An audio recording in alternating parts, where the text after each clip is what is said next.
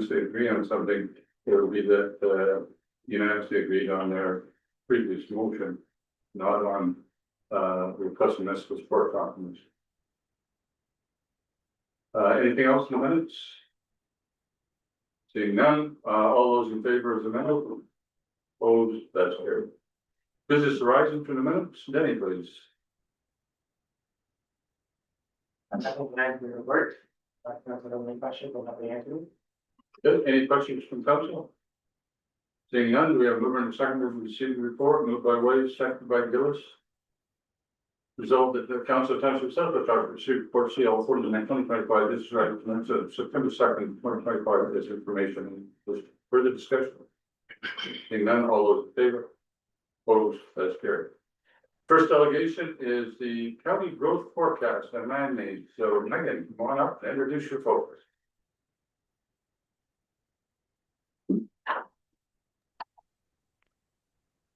Good evening, Mr. Mayor, members of council. It's a pleasure to be able to speak to you tonight. Can you hear me okay? Just barely. Just barely? Yeah. Let me see if I can turn my volume up. Or maybe, is that better? Am I just a little far away from my mic? Okay, you can hear me better now? Yeah. Great. So good evening, Mr. Mayor, members of council. It's a real pleasure to be able to speak to you tonight to present to you the draft findings of the Oxford County Growth Analysis and Land Needs Study. I'm just going to have my colleague Brad Post, who's also joining me from Watson. He's going to share his screen, and we're going to walk through about a 15-minute presentation. Hi, Jamie. We actually have the township sharing the screen. Ah, okay. Yeah. Okay. Can someone from the township please share our presentation?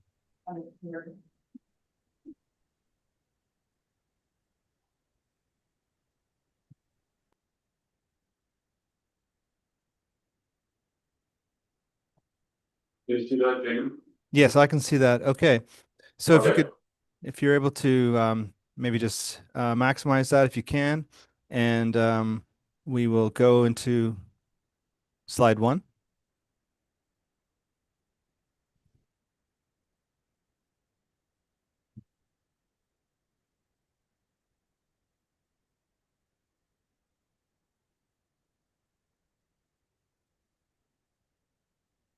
Okay, that's great. So just to provide a bit of an introduction, our firm was retained in partnership with Dillon Consulting back in 2023 to late 23, early 24 to embark on this update to the county's growth analysis study that was ultimately, or that was previously undertaken in 2020. And since that time, given the increased growth pressures that we've been seeing across the county and as a result of significant changes to provincial policy, there's been a need to update this study. So as part of this work, we're undertaking a number of key deliverables were undertaken, including a long-term look at the countywide growth forecast, looking at the 2061. We also provided area municipal breakdowns of that growth. And then we further drilled down into the settlement area level, as well as by planning policy area level. And I'll speak to that as we go through this slide deck. We also provided an intensification analysis to identify short-term opportunities to accommodate infill and redevelopment within each of the local municipalities within Oxford County. And then from there, we provided a long-term land use assessment, looking at the long-term needs for community areas, which is essentially residential and other commercial and institutional areas within living areas of the county, including Southwest Oxford. We also looked at employment areas. So these are areas that typically accommodate industrial development. And we looked at the need for lands to accommodate these uses over a 20, 25, and 30-year period in accordance with the provincial planning statement. And then from there, we provided a number of strategic recommendations to inform the county's official plan review. The next slide. So I wanted to just provide a little bit of background on the provincial policy context. There's a lot that we could discuss here, and I won't go into the details, but what I wanted to summarize is that back in August of 2024, a new provincial planning statement was released. It was ultimately approved in October. And what that new provincial planning statement did is it integrated the previous growth plan for the Greater Golden Horseshoe and the provincial planning statement or policy statement in 2020 into one integrated document. So it's intended to be a more prescriptive, outcome-based approach to growth. And it did identify that guidelines would be provided, and I'll speak to that in a second, about how to carry out studies like this to look at long-term growth potential and urban land needs. A couple of things that are important to note is that the new PPS 2024 identifies that long-term growth forecasts for municipalities, including counties and local municipalities, are to be based on the Ministry of Finance population projections, but we can modify those projections as appropriate. It also lays out a series of, or a range of long-term time periods to look at long-term urban land requirements. The focus being largely in the PPS on the urban land system. It provides a range of 20 to 30 years, but it does identify that we can look out longer when we're talking about employment areas, so industrial areas and other public infrastructure facilities. In August of this year, the province further laid out a series of proposed guidelines to undertake long-term population projections and land use assessments. And that's an update from a previous study that was, a report that was provided in 1995. So it's been a long time since the province has really opined on how municipalities are to carry out these types of forecasts and land use studies. I would say that the new projections methodology guidelines, while they provide some adjustments and changes to the methodology, they don't really change things that significantly. And we've identified that in the Oxford County report about where we think changes have been made and how we've accommodated those changes, and to ensure that we are in compliance with that proposed methodology guideline, assuming that it will likely get approved in a state that'll be fairly similar to the proposed set of guidelines. And then from there, we've taken a look at the existing official plan policies, all along, working within the current official plan framework, but also providing recommendations for amendments to or updates to the official plan with respect to the population forecast, intensification targets, and of course, the need for urban lands. And also we provided specific policy direction with respect to both the urban and rural system.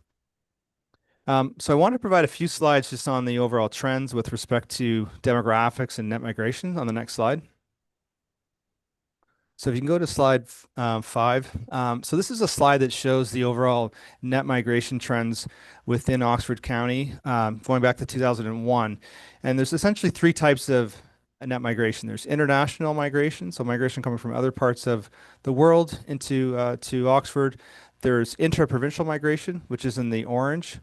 And that's migration coming from other parts of the country to Oxford County. You can see that's generally been low or even negative.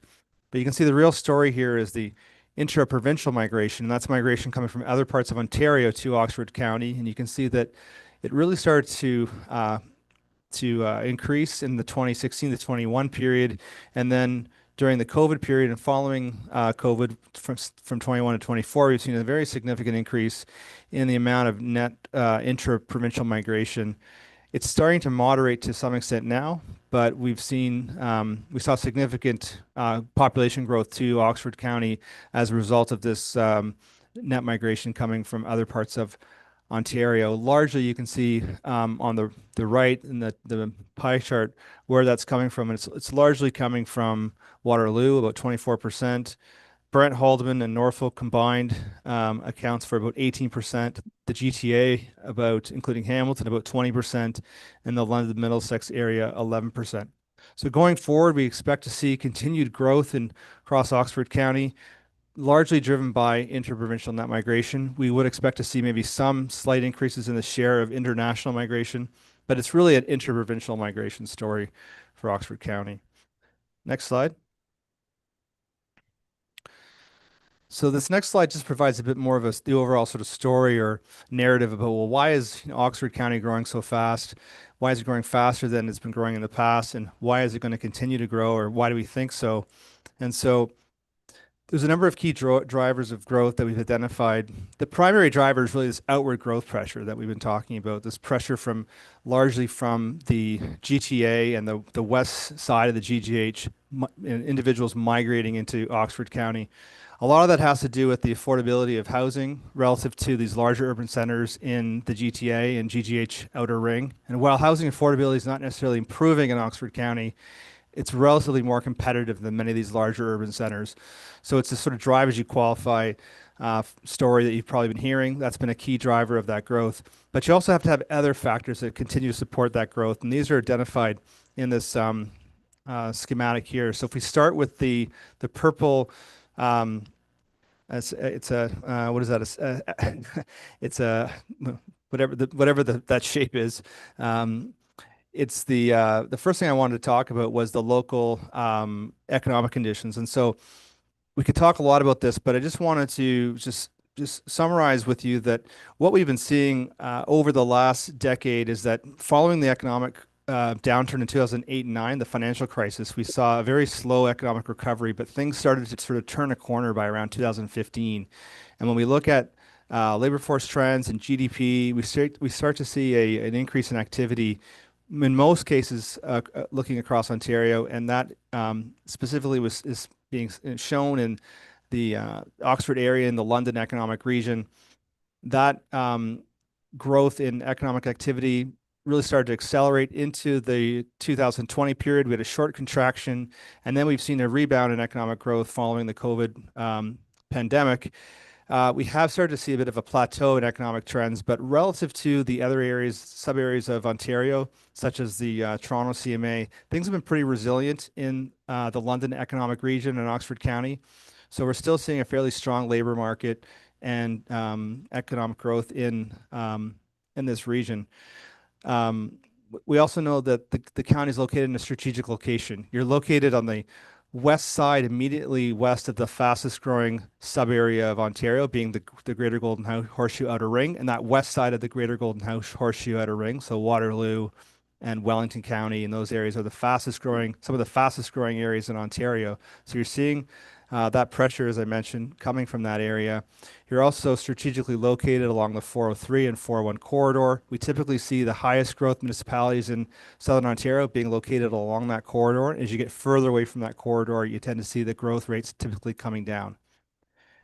Moving to the next diagram there.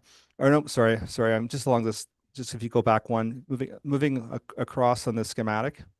Sorry, just back to slide 6. There we go.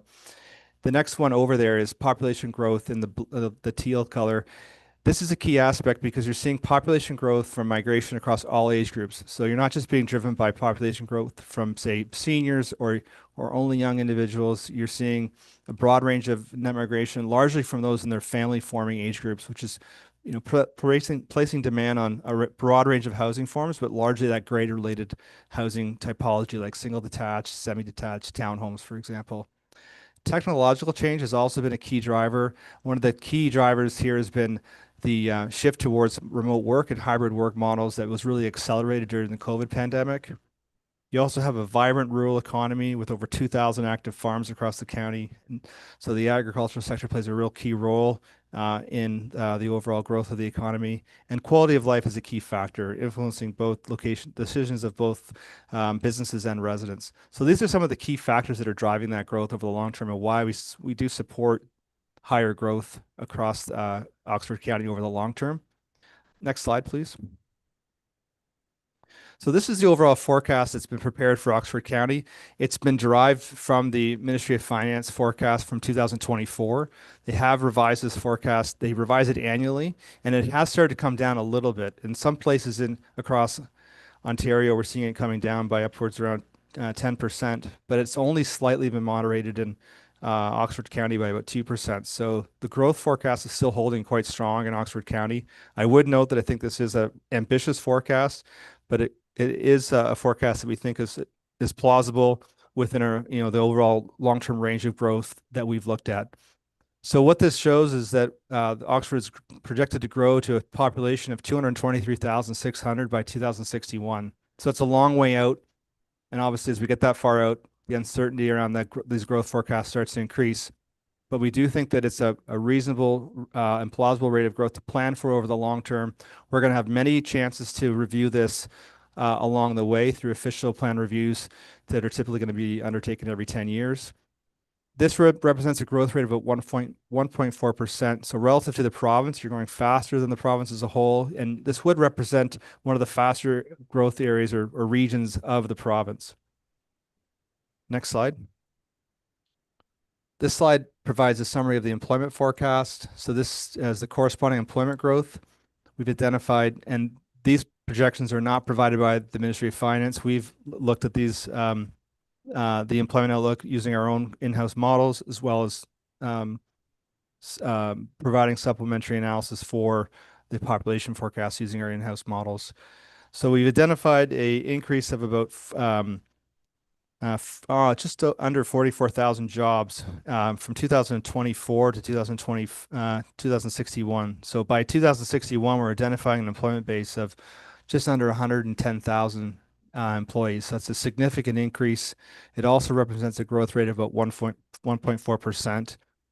And so one of the reasons why the employment base is also growing faster is because the population is growing faster. So we need more population-related employment like retail and institutional jobs to support that population growth. But we also see about 40% of the jobs coming in the industrial sector, just again, given that strategic location of the county along the 401 and 403 corridor. And about 20% of that employment base is coming from what we call work at home or off-site employment types. There's a line on this graph that shows the employment activity rate, and that's just a fancy way to say what's the ratio of jobs to population. And you can see in 2024, it was about 49%, and it's anticipated to stay fairly steady at around 49% over the long term. So this can be a challenge because the population is aging. It puts downward pressure on the labor force participation rate.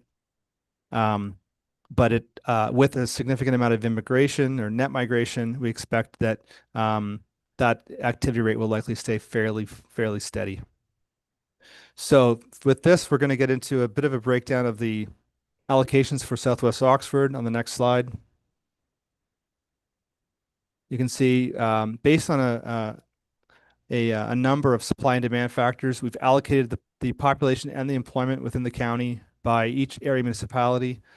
Southwest Oxford's share of population is relatively small, but still significant from a local context. About 4% of that population growth has been allocated to Southwest Oxford, and about 2% of the employment base being allocated to Southwest Oxford. You can see the majority of the population and employment is being allocated to Woodstock, Tillsonburg, and Ingersoll. Next slide. So in terms of what that ultimately represents for Southwest Oxford, you can see on the next slide the population forecast that we've derived for Southwest Oxford. We're identifying an increase in population from the 2021 census of about 8,000 to about 11,600 by 2061. So that's an increase of about 3,600 people and a growth rate of about 0.9%. And so while Southwest Oxford is not growing or anticipated to grow as fast as the county as a whole, it is expected to grow much faster than it's been growing historically, as you can see from the 2011 to 2021 period. Next slide. So this represents a summary of the employment forecast.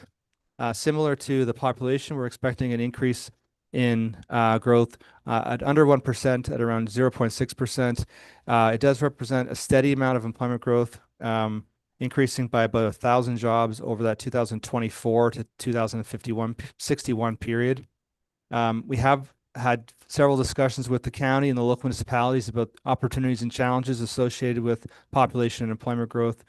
It has been identified that there are some potential near-term challenges to servicing employment within Southwest Oxford over the near term. We haven't constrained the forecast over the long term, but we are anticipating that the employment growth will be somewhat more moderate over the forecast relative to that those historical trends. Next slide. So the next set of slides gets into the land use assessment. And so when we look at this in the context of Southwest Oxford, we've looked at it in the context of the urban area and the rural area. So the urban area, in terms of how that's been sort of defined, is representing the service villages. In general, it represents service villages and large urban centers. So in this case, it's Mount Elgin. The unserviced settlement areas in the remaining rural area then represent the remaining rural system. And so much of the focus of the land use assessments on the urban system, but we have addressed policies for both urban and rural, specifically when it comes to the employment base. So that urban forecast is then broken down into two buckets. So the first is the community area. So this is generally where people live and where some of the jobs are that are associated with retail and institutional uses that accommodate um, um, the local population. The employment area is the other bucket, and that really represents industrial type development. So the community areas is then broken down into two further sub-policy areas.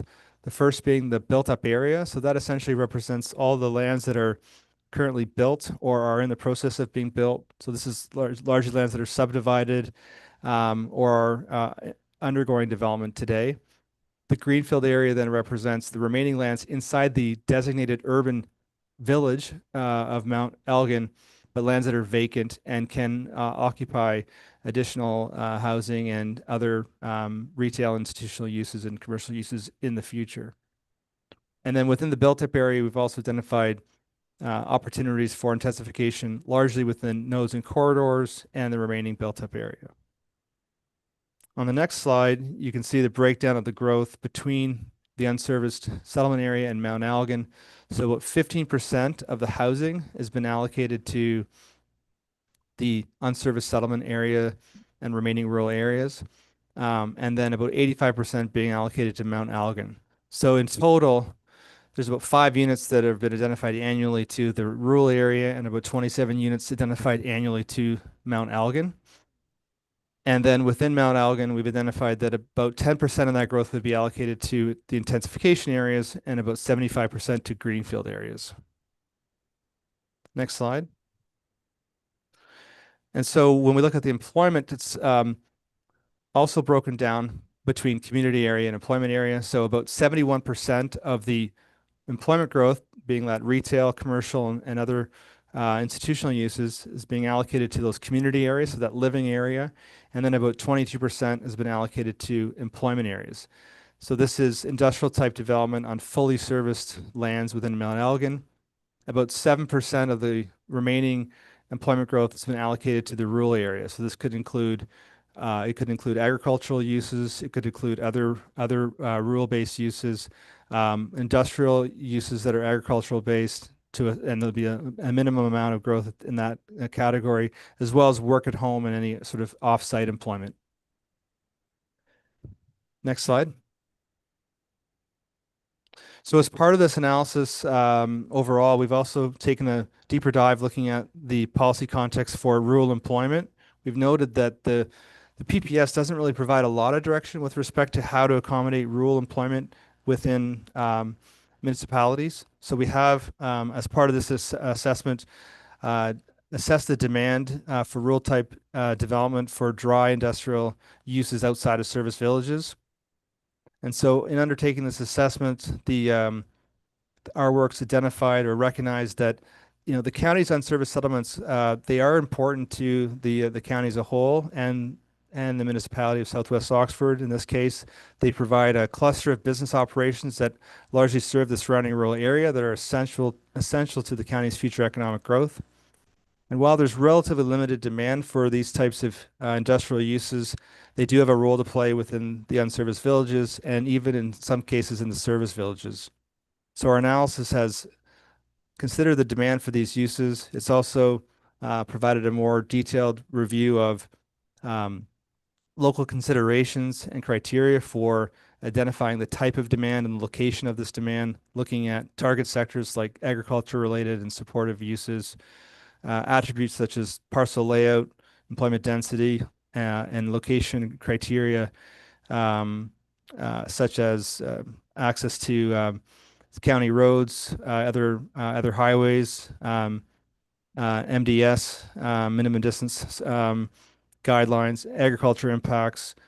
And this has all also been looked at within the context of provincial and local planning policy context. So you'll see more direction in the report on these rural employment areas in the next several weeks when the report is finalized. So moving on into the land needs assessment on slide 18, we're almost through this. So essentially what we do is we look at the overall amount of population and housing, and then we convert that housing demand into looking at a density into the overall need for housing, comparing that demand for housing against the supply. And so what we've identified is that in Southwest Oxford, there's a supply of about 350 units, but there's a shortfall over the 30-year period of about 370 units. And so that generates a range of additional lands that would be required to expand the settlement area of Mount Elgin from a range of about 11 hectares to 30 hectares in size. So, and if anyone works in acres, an acre is about 2.5 hectares. So it just gives you a bit of a sense of the overall amount of land that we're looking at in Mount Elgin to accommodate additional housing and other population-related employment. Next slide.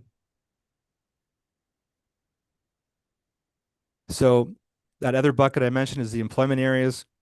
And again, there's a shortfall that we've identified there. It's a little bit tighter. And the surplus or the deficit, I should say, is not as high, but there is still a need that we've identified.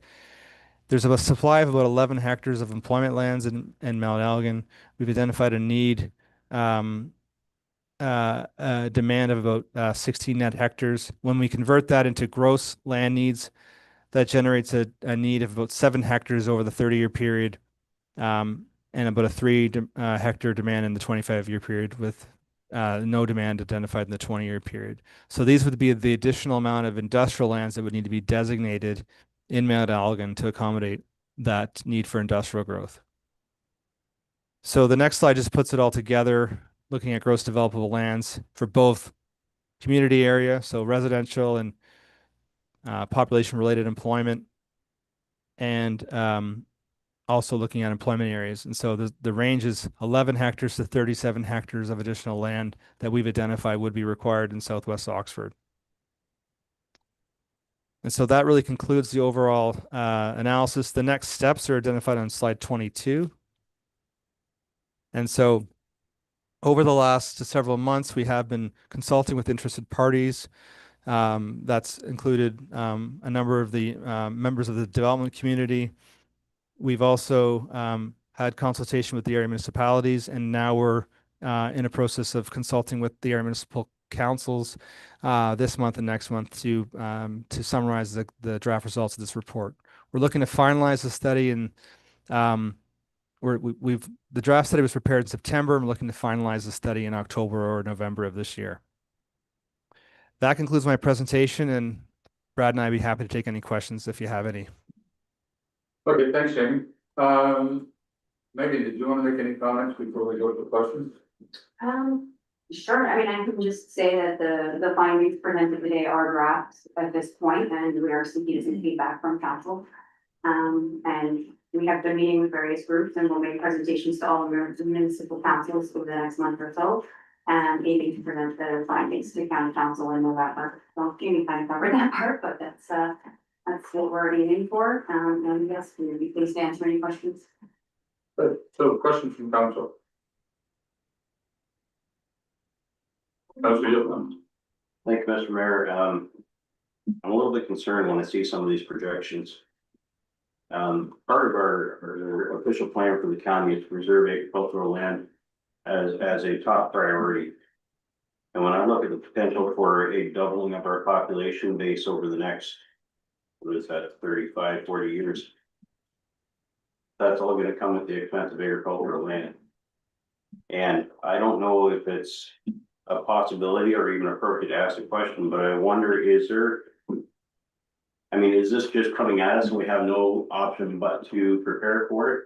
Or could we encourage the provincial government to develop housing and employment lands in areas where agriculture is not a priority or is less of a concern than it is in Oxford County?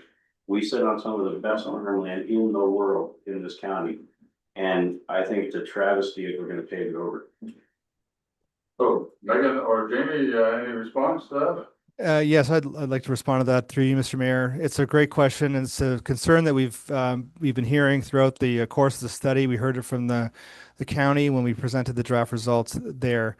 I would say that I would acknowledge that the forecasts that are being provided by the province are on the ambitious side. They used to be very conservative. They're now, in my opinion, more ambitious, but they are within the range of what we would consider plausible long-term scenarios for growth. perhaps more in the higher range, but in that range of plausible growth. There's a lot of municipalities that are currently under pressure for urban boundary expansion and are going through that are being challenged, by the development community with respect to their recommendations and their official plans for urban boundary expansion. And so it is important to have a defensible analysis to be able to respond to those challenges that could come your way.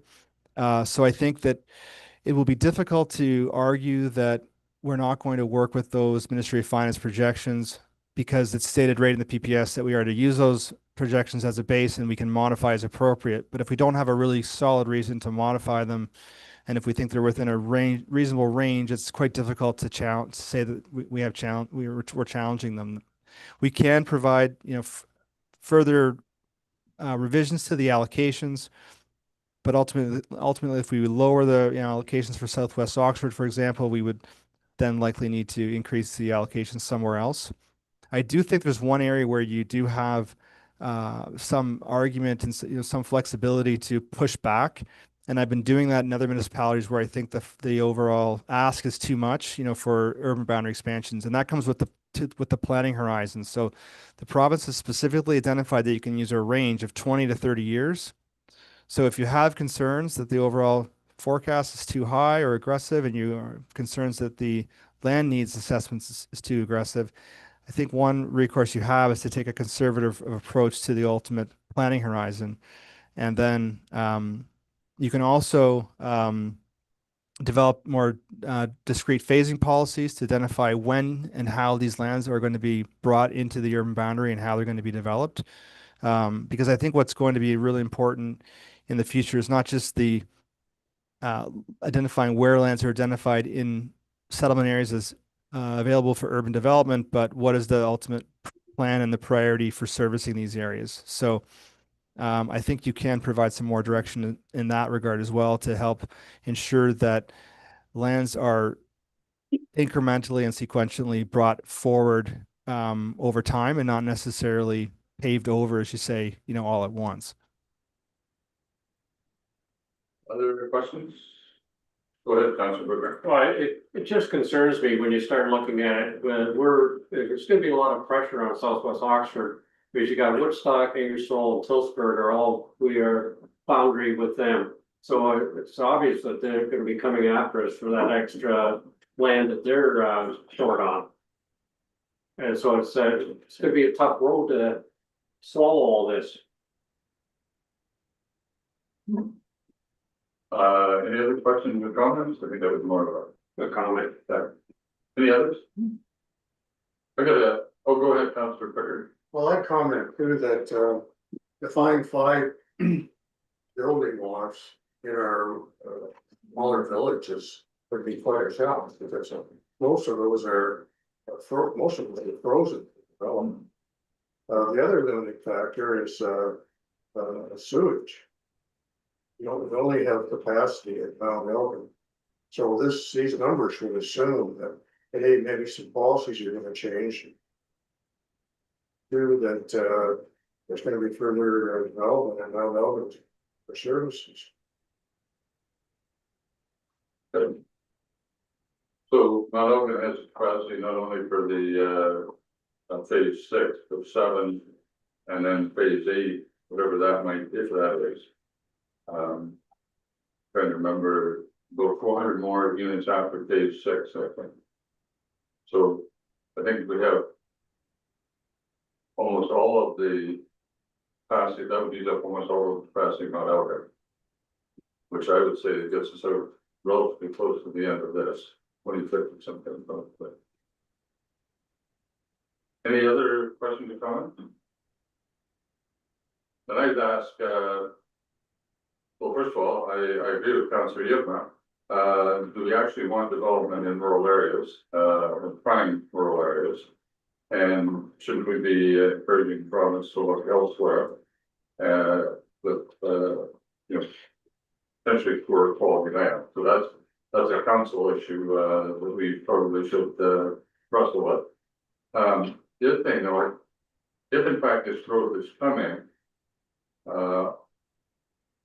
what's our role or, and I don't know, Megan, this is for you or who, but, in determining, do we actually, want to have a conversation with the county planning on where we think would be the best places to put either employment growth or, kind of institutional residential growth? For yourself to the question. I think we're not contemplating growth outside of the service settlement areas, within the limited growth, as you mentioned, the 5 lots, which would be within the unserviced settlements, to be their use, like we're talking units, not lots. And then whatever, farm splits, those kinds of things, so that would be the 5 a year.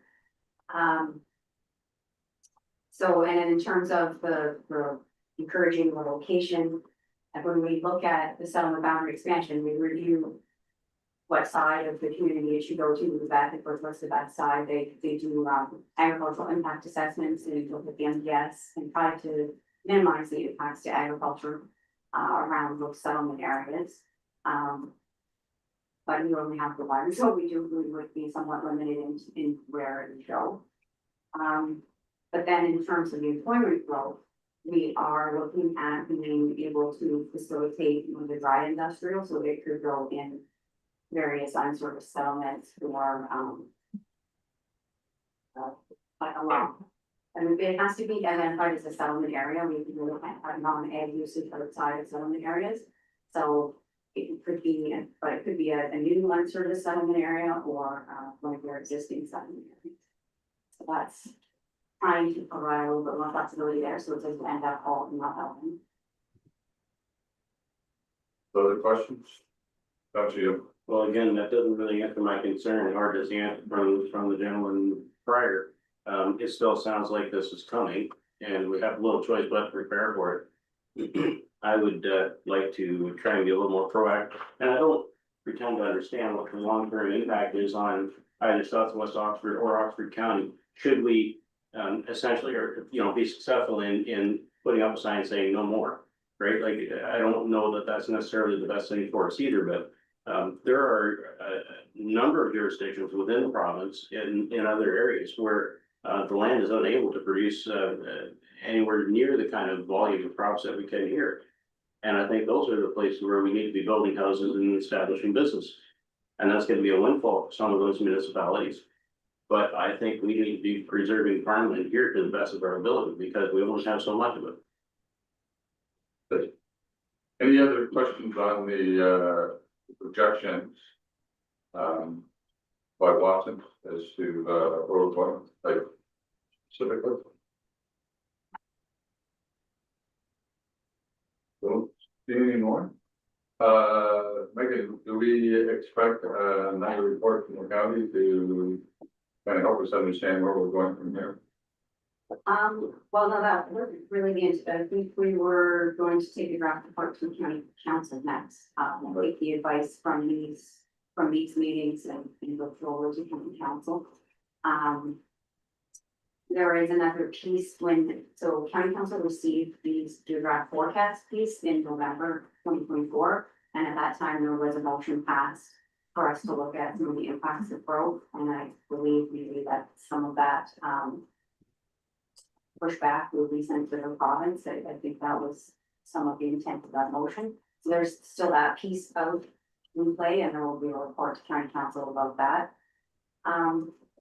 set of information. But otherwise, to be here specifically, unless you request us to come back with additional information, we'll be timing on that. Maybe want to wait till you have the final report then. Yeah, so we have the full draft report in our office to review, and that would be the intent that it would be released to county council first. I'm sure then sent for all the lower here, so, Well, yeah. okay. Any other questions? Okay, well, thank you to Watson, Brad, and Jamie, and what do you want? Correct me if I'm wrong, Megan, we're looking for council to pass a motion that they receive the presentation, is that correct, please? Okay, We have a motion then that we receive the presentation, moved by Pickard, seconded by Gerson. Any discussion? All those in favor? Oh, that's carried. Thank you. Thanks very much. Thank you. We're running a few minutes late, but, let's get down to, a public. Need a motion to go into public meeting? Moved by Gerson, seconded by Gillis. Council going to a public meeting, for first plan and, zone change application ZM 42503. Any discussion? All those in favor? Opposed? That's carried. Which one is from the applicant wants to come up to the chairs and we'll get on this. So, just so you're aware, Spencer today is doing the overview, council has an opportunity to ask any questions for clarification. Then as proponents, then we'll turn it to you to get any comments you want, then we'll ask the public to speak in favor. And then council will eventually get around the decision. So, Spencer, please. Thank you, Mr. Mayor. Good evening to council, staff, members of the public joining us here this evening, either in person or online.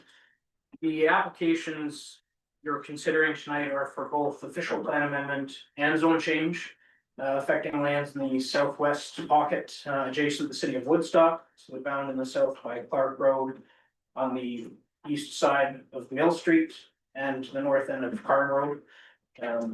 The applications themselves are before council to consider permitting what's considered a non-agricultural use within an agricultural area. The policy framework surrounding the applications is rather involved in the sense that it includes policy direction for non-agricultural uses in agricultural areas, in the county's prime agricultural areas, but it also includes direction as it relates to aggregate operations. And it also considers alternative energy and renewable energy policy framework from both the PPS and the county's official plan. The lands themselves, as shown on the screen before council, are currently under aggregate extraction. They are a licensed aggregate operation. And I just want to make clear for council that the area that's proposed to be rezoned and the policy framework to be applied to is what's shown in blue before council this time. So it comprises approximately 5 hectares or 12 acres of land within the subject lands. The lands themselves are comprised of 2 separate parcels, again, immediately outside of the city of Woodstock boundary. Surrounding land uses within the city of Woodstock, I would just highlight immediately to the east, there are some sensitive land uses in the Woodstock Hospital is there, Woodingford Lodge, and there are school sites there as well. And there are also a cluster of residential uses to the north of the subject lands.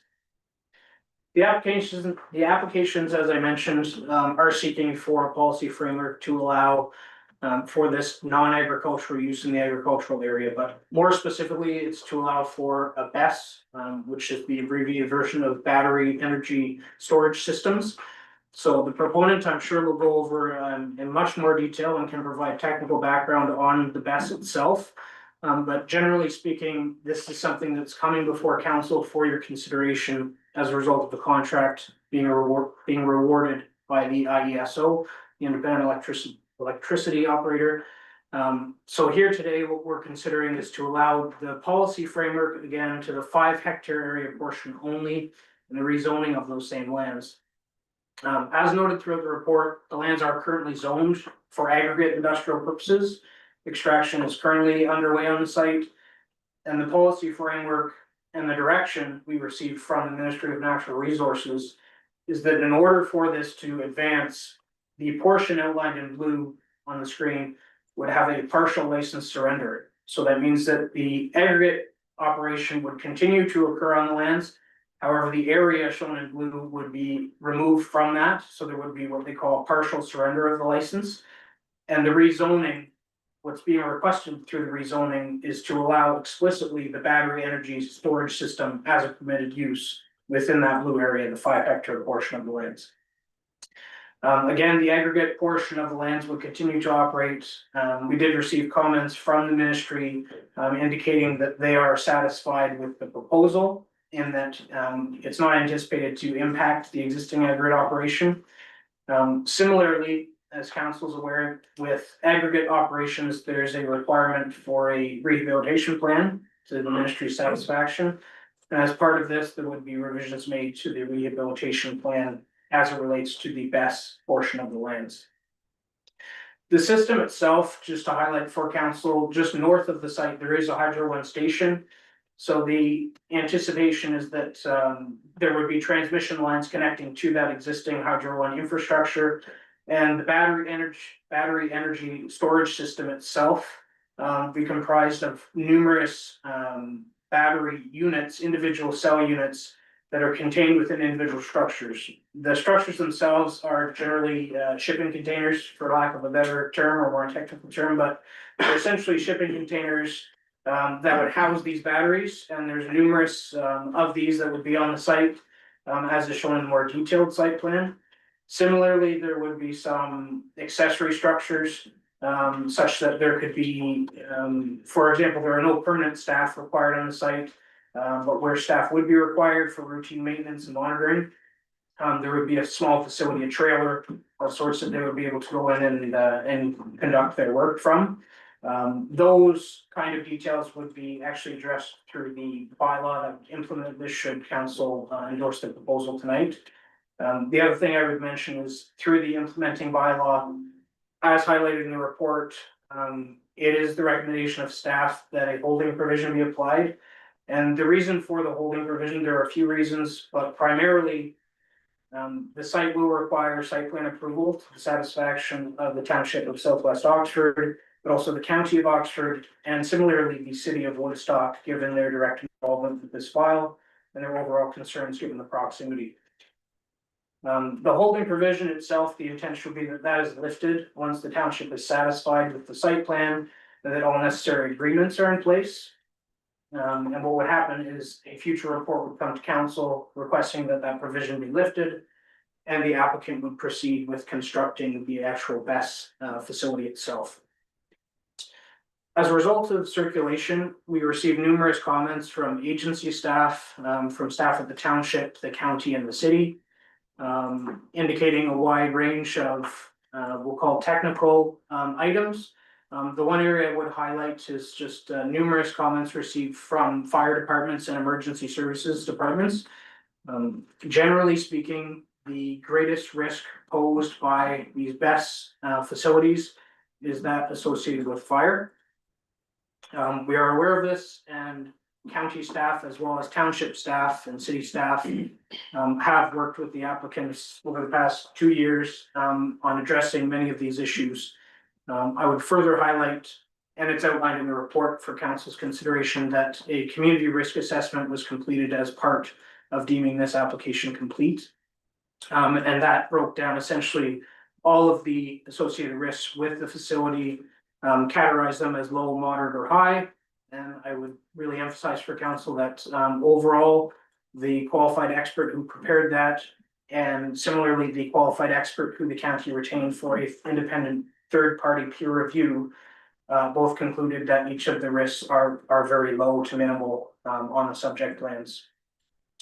One other detail I would highlight for council is that if you're not entirely familiar with the subject lands and just anticipate that this is a gravel pit, where you would see a range of shipping containers with batteries stored in them, that is accurate. However, I would just note that the portion of the lands that the battery energy storage system is proposed to be located is along the eastern face of the pit wall, nearest the city of Woodstock.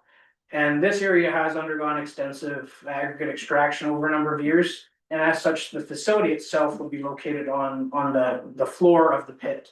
It's approximately 25 meters below the level of the road, for example, adjacent to the subject lands. Similarly, when speaking about agency comments and staff comments, we did receive comments as a result of public circulation from area residents. Some phone calls and some emails were received by staff.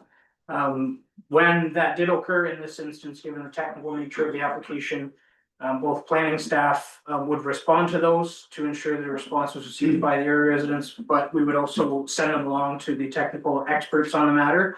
And we did have both MHBC Planning and Boralex themselves, the proponents, review those and respond to those accordingly.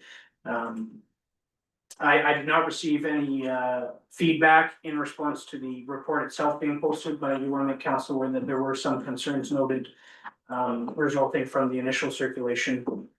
And of those, the primary concern tended to surround noise and potential noise impacts. So noise, again, was assessed as part of the community risk assessment, was determined to be low risk and was determined to be within the acceptable standards for noise for these types of uses. That said, I'm happy to answer any questions on the applications you're considering tonight. This is the culmination of a long process for the applicants, both Boralex and MHBC and county planning and township staff. There's been a lot of involvement, so happy to bring this forward tonight. We are recommending that township endorse this and support it to county council and approve in principle the zone change again with that holding provision being utilized. And just to be clear, with the added understanding that township will also have an opportunity to review details through the site plan approval process. Happy to take any questions, and as I noted, the applicants are happy to do the same. Thank you. Any questions for the planner from township for clarification? Councilor Becker. You said that the city of Woodstock has some concerns. Could you elaborate on that? Sure. Through the mayor, many of the city of Woodstock items may pertain to the actual transmission lines, the roads, the access points, technical details that may impact the city and the city's infrastructure and servicing. Beyond that, and just as important, however, is the potential impact for the city of Woodstock to be involved in the event of an emergency response preparedness. So as I mentioned, that was considered from day one of the process. The applicants have done everything that's been asked of them as far as responding to city concerns. The city still has a number of, I wouldn't call them concerns at this point, because they have spent the last 2 years sorting all of those details out, but they still have a few items that they would like to see reflected in a site plan prior to it being endorsed, should that be the case, by township council and staff respectively. Any other questions for clarification? Seeing none, to the applicant, go ahead, please. Thank you, Mayor Mayberry. My name is Dan Curry. I'm with MHBC Planning. With me is Asir Enia, who is with Boralex. And we have a short presentation, and maybe while it's being pulled up, also with us on the screen is Nick Petrakis from ESRG and Chris Olson right behind me, Bolson Environmental. And Nick and Chris were involved in the extensively in the community risk assessment that Spencer spoke of. So should there be questions of council that either I or Asir need some assistance with, they're here as well. And we have a relatively short presentation, and Spencer gave a very detailed review of his report. So I'll endeavor, particularly on my side, which is the planning component, not to repeat, but just build on and maybe add a few points. So first slide.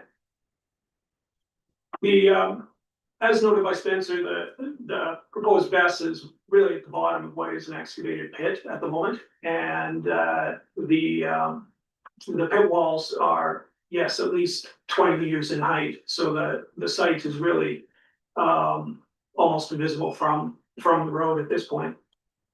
The extraction activities are going to continue on the balance of the site. That's the intention beyond and surrounding the BESS. Next slide. In terms of the Planning Act approval, Spencer covered it. Obviously, Boralex is in support of staff recommendation for the zoning bylaw amendment. The municipal site plan is also required, and then as well as that, there are some Aggregate Resource Act approvals we need. I'll speak to those in a minute. But while we support certainly the zoning bylaw amendment, staff recommendation, the holding provision, we ask you to consider one thing. The certainly respect the motivation for the application of the whole provision and understand from staff's point of view. The Borlex has submitted the site plan application, so there's no question they are submitting the site plan application. They have endeavored to do that and it's required. But what we would suggest, we think it's, from our perspective, unnecessary to apply the hold since that's going to occur. But should council pass the bylaw with the holding provision, what we would ask is you consider delegating that lifting of the hold to staff. Right now, as Spencer described, township's process, like other municipalities, is that council approves the lifting of the hold. Other municipalities in Ontario have delegated that to staff, similarly how you have delegated the site plan approval to staff. So staff will be approving the site plan. We'd ask as part of the approval, if you are going to apply the hold, you also apply that as being delegated to staff.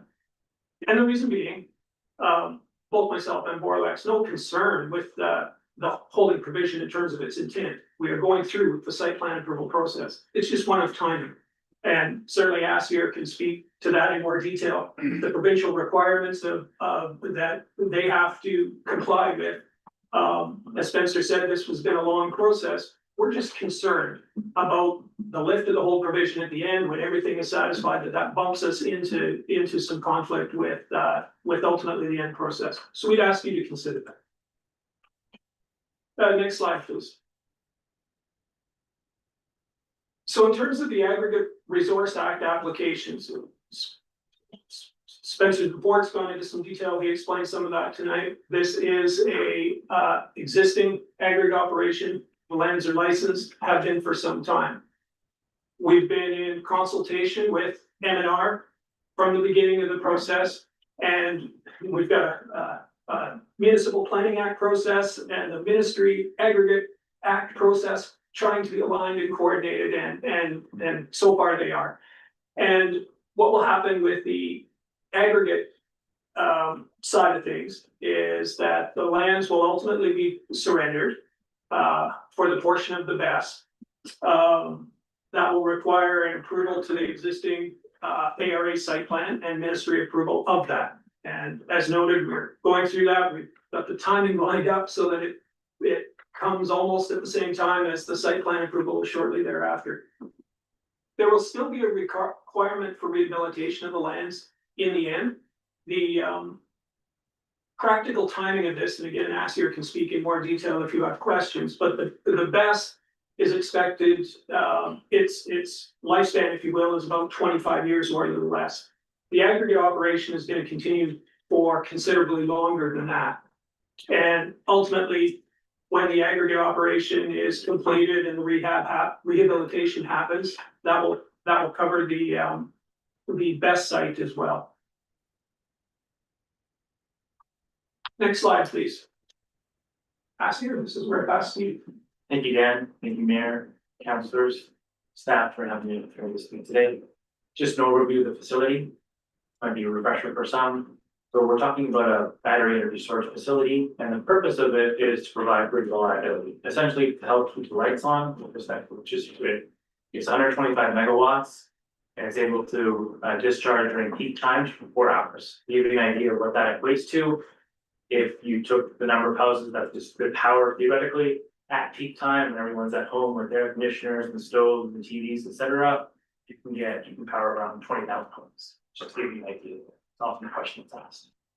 As Dan and Spencer were mentioning, the battery site's located in the aggregate pit, and we have a 1.5 kilometer transmission line that goes to just north of Carn Road, connecting to an existing Hydro One transmission line. This transmission line originally was overhead. It was in the middle of the north parcel. We've modified it various ways. One of the ways is putting it mostly underground, based on feedback from stakeholders, and is also positioned so that it sort of doesn't interfere with respect to the licensee aggregate license, plays well with Ministry of Natural Resources, and also Hydro One in terms of the requirements. We also, because we are in an aggregate pit, we're fortunate with respect to having the pit walls that were referred to, 25 or so meters between the project and Mill Street. On the other side of Mill Street, we have that residential community. These pit walls act as not just visual barrier, so the project won't be seen from Mill Street, but also from it acts as a natural sound barrier, which helps. And so from the sound perspective, we're meeting all the requirements. And we have buffer on that as well with respect to thresholds that we have to meet, because we have these natural sound walls. Access to the facility would be through the existing entrance on Oak Farm Road, which is just to the right of the image, in order to access the site.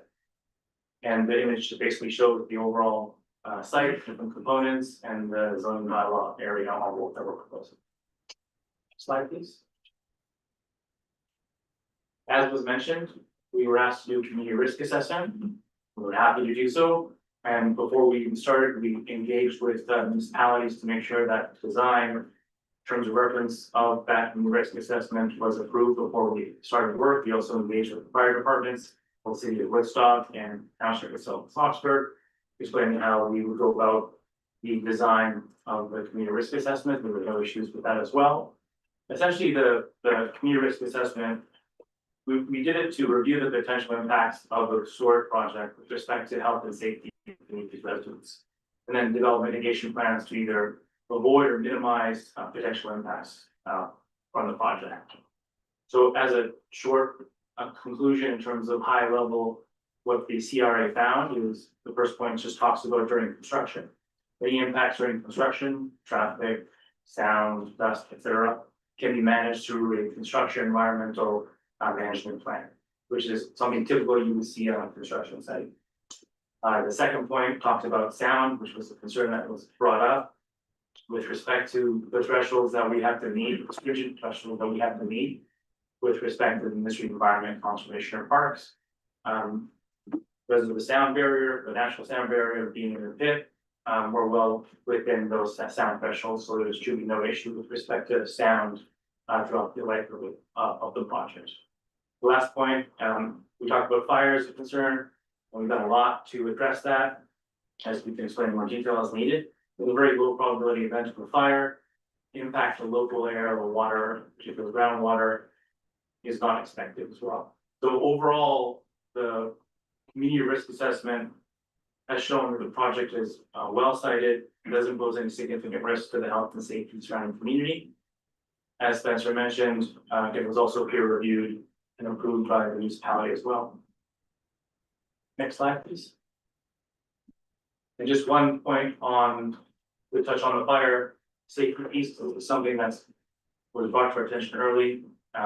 This is the third project we have in Ontario. We're constructing 2 other projects as well, and so we understand what we have to do to make the project safe. One of those things is consulting with the local fire department, emergency services, and we've been engaging for the last year and a half on regular meetings with fire departments.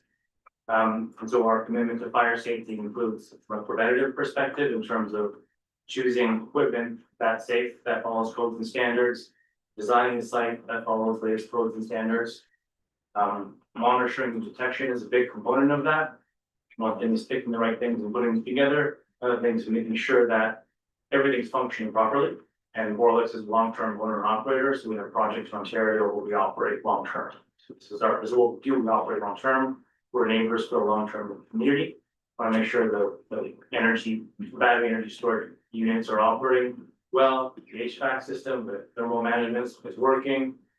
Making sure that we're monitoring all the components of the batteries, whether it's current or threshold or heat sensors, smoke sensors in case of an emergency event, and there's automatic shutdown. So we have 24/7 monitoring, 2 control centers that will be looking at this every minute of the day, every year of the project life. Having said all that, in terms of prevention and doing, leveraging our experience with our consultants and our contractors, we need to prepare for any kind of worst case situation. And that's why the emergency response plan is something that we've been developing with the help of Trackis, ESRG, which is our expert fire consultant, and in collaboration with the fire departments, both Chief Cascanet, Chief Slager, so the Woodstock as well. We're developing an emergency response plan. We've already drafted out. We're finalizing that so that we'll be ready before we go live with the project. And importantly, we need the check mark from the fire chiefs to make sure that they're satisfied with respect to how an emergency situation would be dealt with. So that's really important pieces with respect to building a safe and reliable project. Next slide, please. There's a lot of other pieces of the puzzle. Spencer mentioned the site plan approval, which we've already submitted, and we'll go down that process as well. The project underwent a class environmental assessment screening process where we were required to do various studies in the project study area to understand how the project would interact from an environmental perspective or environmental impact study, phase one environmental site assessment. We looked at archaeological studies as well, cultural heritage assessments. I already mentioned the sound assessment and also hydrological and water balance assessment as well. So these are studies that help support class environmental assessment screening to show that the project has a very low impact with respect to the surrounding environment. Another piece of the puzzle that we are in the midst of is environmental compliance approval, which is a process that we go forward with Ministry of Environment, Conservation and Parks with respect to our stormwater management system, which is a key component of the design to operate a safe system. And we've been engaging with the ministry for a number of months and will continue a number of months going forward to make sure that we close that off. So these are just some of the examples of the studies that we've been doing in order to get to the point where we can get all the permits and approvals to begin construction of the project. And if you go to the next slide, I pass it to Dan to conclude. Thank you.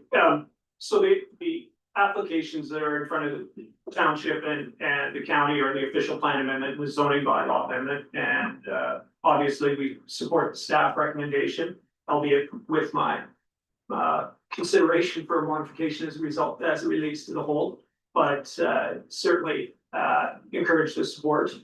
And then lastly, I think the points on the slide speak to themselves, and we'll conclude with that and be happy to take any questions that you might have. Thank you. Okay, thanks, Dan. Yes, sir.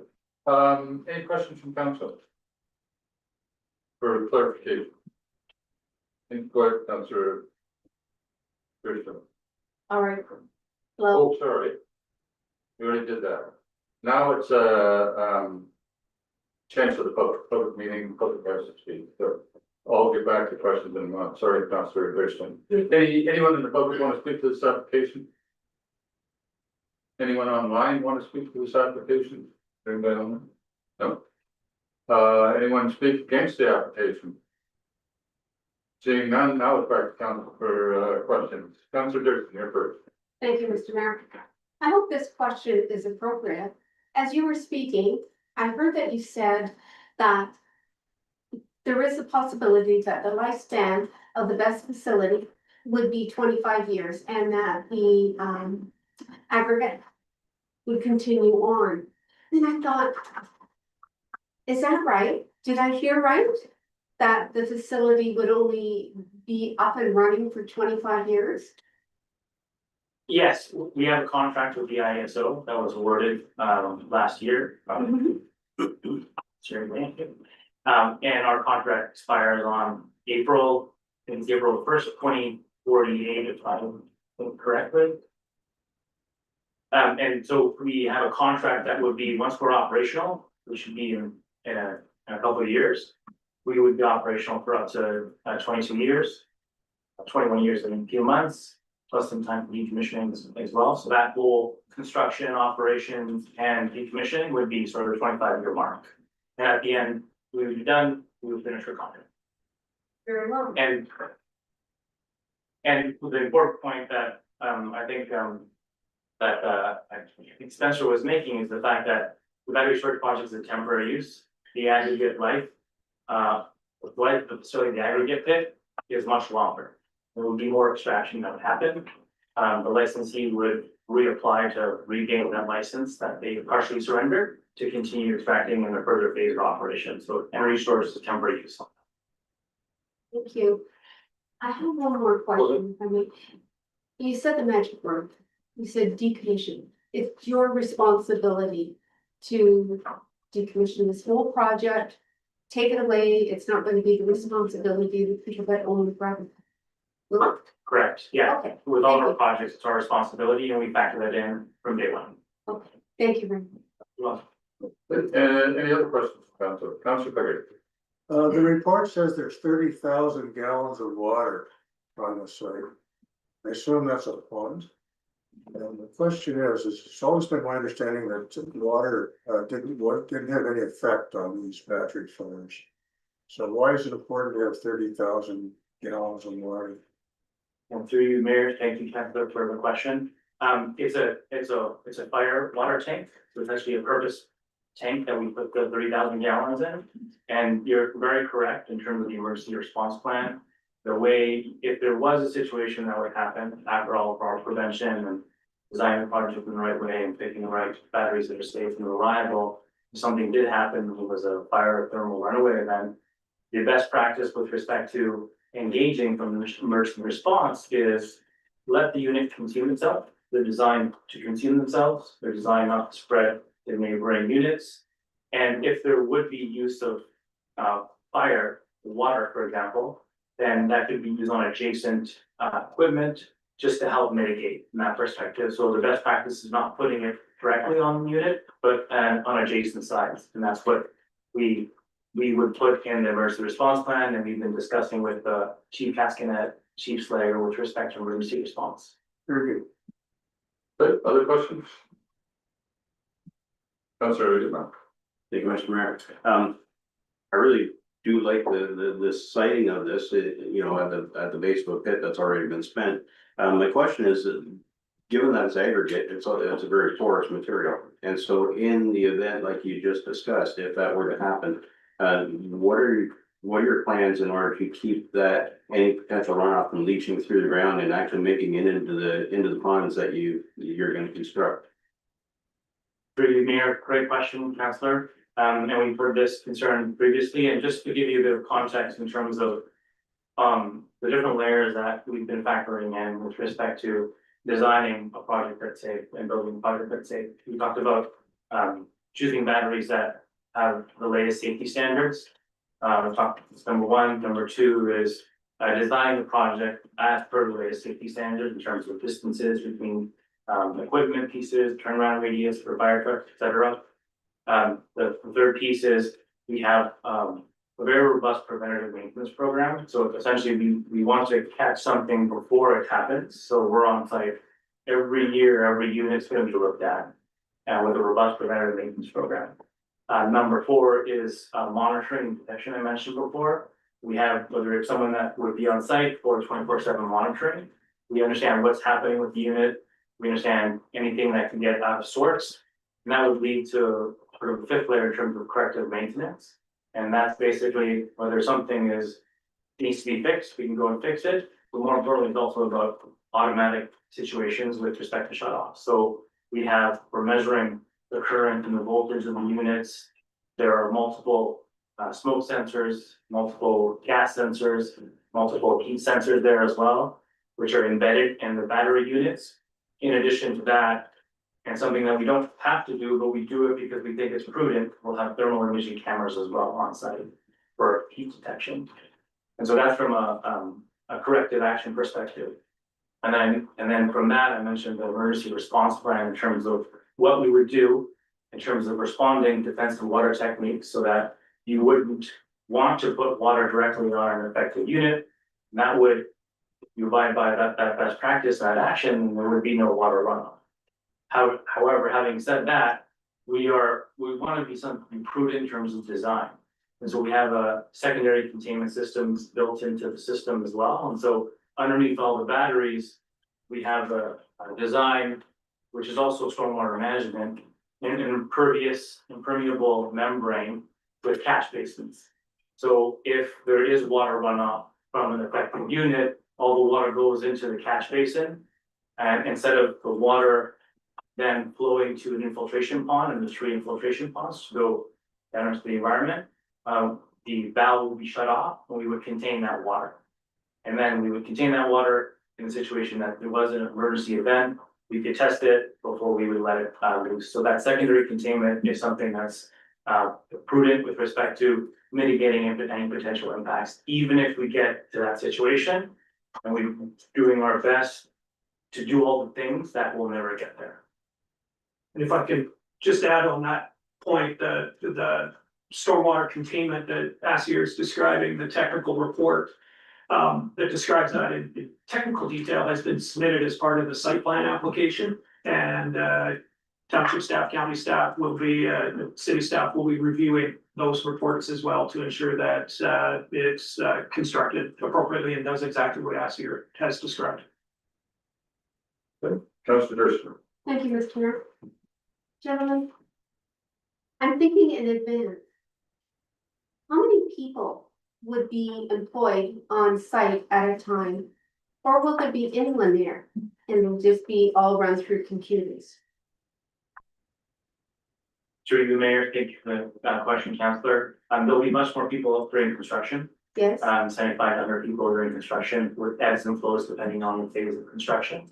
During operations, we could have someone there on a regular basis every day with respect to operation and maintenance. So up to one person, in addition to some, preventative maintenance technicians that come from other sources and battery suppliers and things like to check the system. thank you. They run themselves basically, but we want to make Figured sure that, that we but I do just, what. so my thought was, oh my goodness, if something happens, then the responsibility completely lies on the two fire departments. My thinking was there going to be someone there specifically to direct traffic when it happens? Or if it happens, I shouldn't be speaking as if it's going to, because I don't believe it will. So that's why I asked about an employee.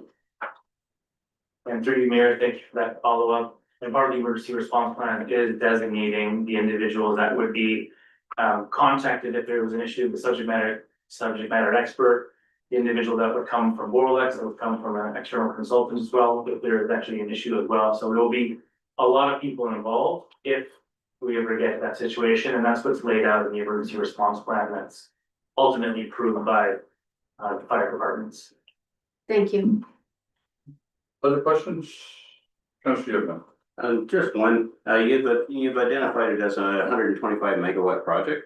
I'm just curious, how did you arrive at that number? Why not twice as big? Why not half as big? How did you arrive at the sizing of this particular project? A great question. That's something we have to think about for any project that we develop. One of the constraints is transmission line capacity. So before we were lucky enough to be awarded a contract by the electricity system operator. Before that, we had to submit in the request for proposal process, and part of that process is a deliverability study. So we see how many megawatts, how much power that we could put on the existing transmission line. And that usually tells us the amount of the size of the project in terms of what makes sense to bid, because we don't want to propose something that's too big, because then the transmission line can't use all that power. That's the main reason. There's other reasons in terms of size, things like that, in terms of what size of area is available, but those are two of the big reasons how we come with these numbers. Okay, other questions? So I guess question I would have two here really. The first one is under the planning report. Township Southwest Oxford Building Department, I think it's page 9 or something. Bullet number 5, indicate barrier-free path of travel from parking areas or building entrance. Now, I'm just curious, Brad, why would we want? First of all, I'm assuming that this whole area is fenced. The people can't just walk up, I can't send my kids over to play and they, no, Correct. okay. So I'm just wondering, other than maybe it's a requirement, but I wonder that anybody that's actually working there probably doesn't need barrier-free access to the building. It's not a public building. I'm just curious why that was in there. Caught me off guard. So. Have a figure, Mr. Mayor, I'd have to have a closer look at it, but I think the provisions for requirements for barrier-free and accessibility would fall out of the process through site plan control. So it's kind of an intermarriage between any buildings that would be on site and the requirements of the building code as they'd be addressed through the guidelines for site plan control process. Whether or not there's permanent staff there and whether or not accessibility requirements have to be met, I'd have to do further research on it. I just thought it was one of the comments attributed to the building department. I thought seems strange that A, it's not a public building, and B, actually you don't want accessible to anybody, in my mind, anyway. Okay, the other one was, around site plan control, you said it's been submitted, have we seen it? I mean, we as in that, Yes, we haven't circulated it yet, though, but we have seen it. okay, and has the county received it? Yes, Okay. we have. And where are we in the process of approving, or not approving, I'm asking. Through you, and respectfully, this has been discussed with the applicant. We were waiting to see the outcome of tonight's meeting in advance of circulating the site plan application. Circulating to, The various agencies and staff Okay. that we require to. so that would be fire chiefs and, Correct. Okay. Yes, yeah, everybody who's been involved in the process to date will similarly be involved in the site plan process. okay, perfect. And that raises the question of the holding pattern. I understand the reason why we might want to. From a planning perspective or a staff perspective, any concern about delegating authority to lift the holding plan, by either staff or planning staff? Speak to Go ahead. this, sure, through, with respect to the delegation of authority, that is something that is now a possibility, however, it's not something that Oxford County has employed of yet, as it relates to what the applicant was referring to. It is something that, as part of some updates we're doing right now to our implementation policies, we are looking at, what can and perhaps should be delegated to planning staff. We currently do not delegate the lifting of holding provisions, which is why the applicant has requested that the holding provision not be placed on this site. I would just say, I did have a chance, I'll be briefly, to speak with the applicant, on the report in general, and answer some of his questions. The holding provision did not come up as part of that conversation. I would not, be comfortable recommending that we not proceed with using a holding provision. I think it is an important tool. Zoning is very important at the township level, and I think it will do what the report indicates it will do. And I would just say that staff will continue to work expeditiously with the applicant, respecting their timelines, et cetera, to ensure that we stay on target for them and their proposed construction. Okay, so maybe I didn't word it correctly. For a number of years now, council has not seen any site plan, plans at all. It's all gone to staff. We, and that's what, I don't have any problem with the holding pattern being put on. The question in my mind is, since we're never gonna see the site plan, well, I won't say we never see it, but since we're not actually gonna approve it, we've already given it to somebody else. Wouldn't we, once they've said yes or no, they would lift it, they could lift it or not lift it? That's, you say the county doesn't do that. I'm just wondering, we're talking about the zoning bylaw here from the township perspective. But we do that. So through you, again, we don't currently follow that practice where the removal of a holding provision still comes before council for your consideration. So if there's a holding provision on the property and we're saying that this property will not be developed until we've received a satisfactory traffic impact study or environmental impact study, the holding provision would go on the property, and then we would receive that necessary study, determine it to be appropriate, and bring a report to yourselves to say staff are satisfied that the holding provision can now be lifted. And you would say, yes, as council, we are okay with lifting that holding provision based on the fact that we are now satisfied with whatever technical study or technical matter has been addressed. The delegated authority is something that the county is currently contemplating, but we have not yet brought a report for you to consider that. I'm just wondering, the township could though, that the authority tonight. Or their part. Through you, the township. I don't know, I'm not. You could direct that, county planning. I mean, I think there's a little bit more detail to it than just saying. Go and remove a holding provision with it, because that is not in our policy framework, that is not something that we currently can do. Yes, the provincial government says that we have the authority to receive that power. As a Okay, response from a municipality saying we've delegated that to staff, just like you have with site plan. However, that's not currently the arrangement we have in place. we as county or we as. Correct. as county, we do not currently remove a holding provision in the absence of bringing a report to yourselves or any respective council for their consideration. Okay. Yes, sir, go ahead.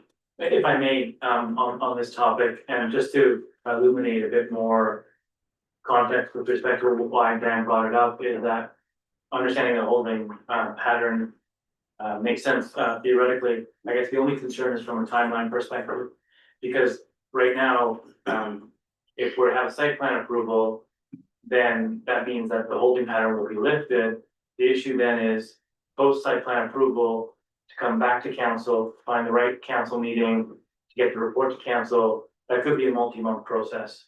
And that's something that's detrimental from a project schedule perspective. So if it is simply, and maybe I'm using an incorrect term, but administrative in terms of lifting the hold because we have site plan, then there's a significant benefit from the project perspective, not to have to wait a multi-month process to come back to council.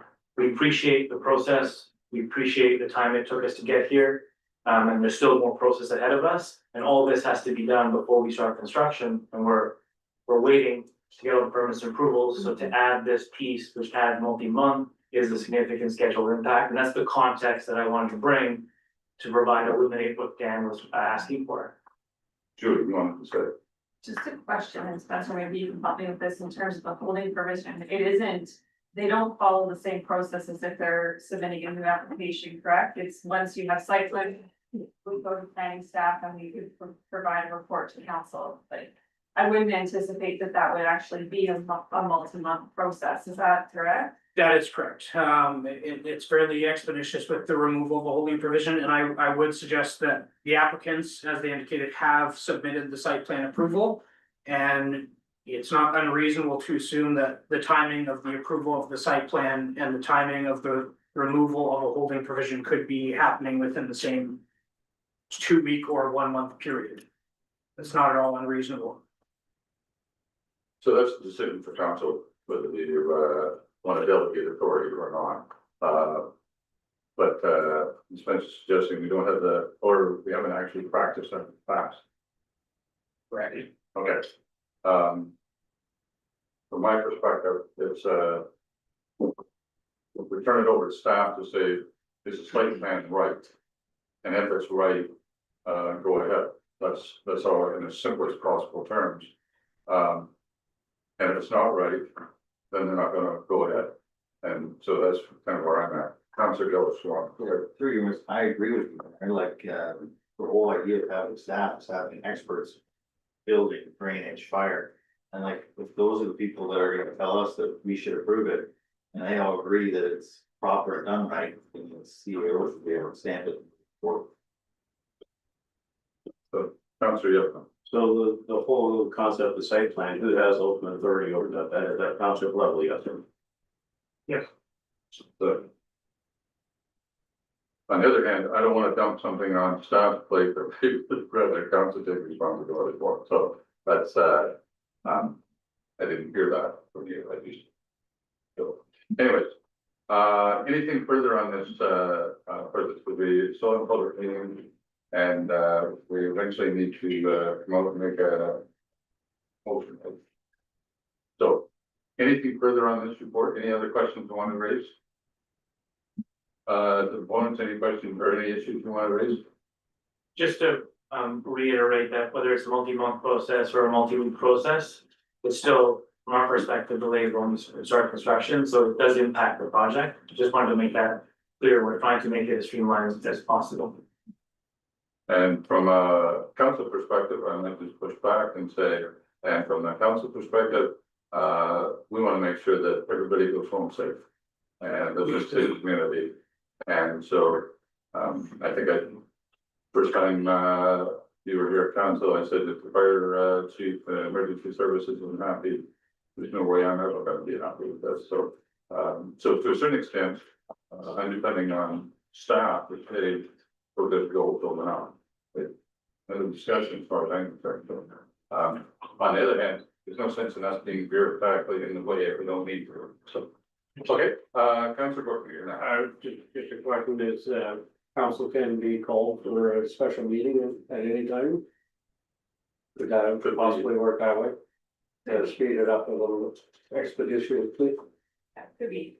The last time that we dealt with this, we did really try to get it forward as quickly as possible, and I typically do that as staff, so I think that, I mean, I think that we can work together and try to make sure that we're not holding back for too long once we get site plan approval. I didn't know that the holding provision discussion was gonna come up today, and we didn't have a chance to talk, so I wouldn't really be comfortable recommending that we delegate that right now. If you want, I can look into it and report back to the next meeting, we haven't really had time to discuss it. And we're approving this in principle, which means the bylaw will come to a future meeting after official plan amendment is passed by the county. Correct. Okay, so it's not gonna happen. This isn't going through tonight. This is approved principle. Okay. So we got a couple of weeks, I assume that it's coming to county council next week. October 10th, I believe, so Is it? It's going to the first October meeting. Okay. All right, so we got a month now. Okay, anything further on this? We need a motion and the rise in public meeting moved by, yep, and second by Becker, rise. Public meeting and return to council, any discussion, all those in favor, opposed, that's carried. We're now back in the council, Councilor Yevon. And we do the recommendations in the report. Moved by, sorry, Yevon, seconded by Gillis, any discussion? Seeing none, all those in favor, opposed, that's carried. So that part's done, that includes the holding pattern, and it will come back to council as expeditiously as possible. Thank you very much. Only a few minutes late, so Kim and Ed, come on up to the table.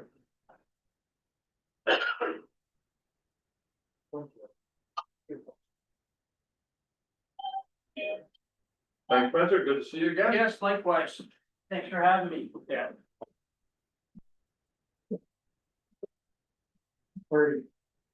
Nice to meet you. Super good. Okay. Kim, you're in charge, or is Ed in charge? I get to do the introductory remarks, Mr. Mayor, and I'm sure that our expert witness here will provide the pertinent details. Okay, so this is Ed Ketzlaw, he's mayor of Bayonne. I'm your neighbor, immediately to the south. And Kim Rose is, your chair of SCORE. Chair. And Kim Rose is the executive director, or, yeah, okay, for SCORE. So go ahead. Well, thank you very much for that, Mr. Mayor and Council, and thank you for making room on your agenda for our member update. And we certainly appreciate being here, and actually quite thrilled to be in your chambers tonight. Let's move on to the next slide. We want to move quickly through this slide deck. I know that, or I'm aware that the deck has been provided to you in advance, so you've had opportunity to study the material.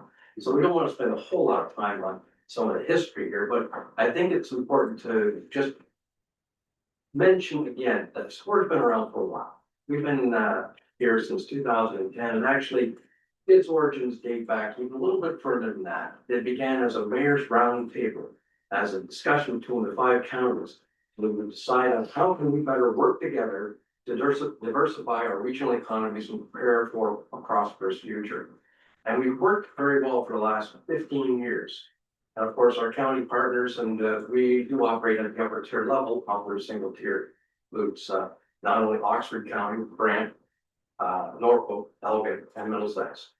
And we are geographically sized equivalent to, if you want to put it in mind, to the GTA. And if you include all the population within that geographical boundary, we have a representation upwards of 1 million people. So we are somewhat significant size to attract the attention of provincial authorities, and yet small enough that we can work together on those issues that we agree on and diversify and move forward.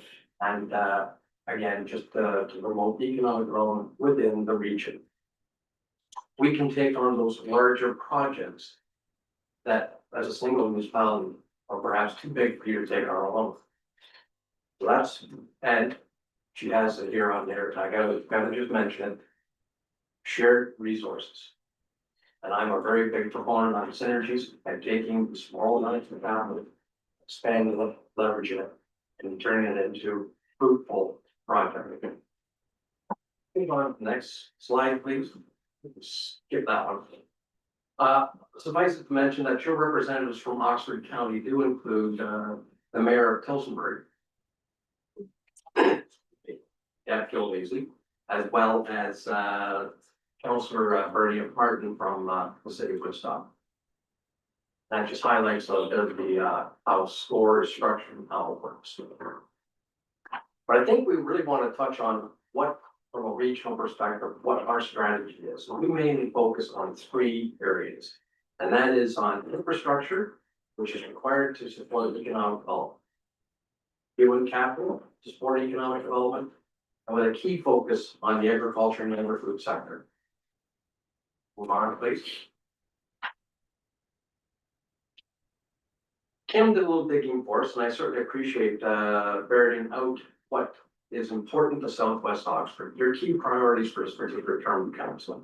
And what we wanted to demonstrate through this, and the next slide, is how SCORE's activities tend to match up with what your key priorities are, and how we are relevant and significant to what Southwest Oxford is trying to accomplish over its term of council.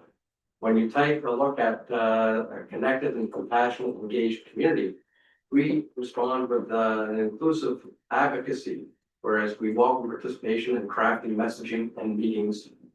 We are not only, and I mentioned this earlier, but not only respected as an advocacy, but we have an outstanding reputation as we work together to coordinate and do project delivery.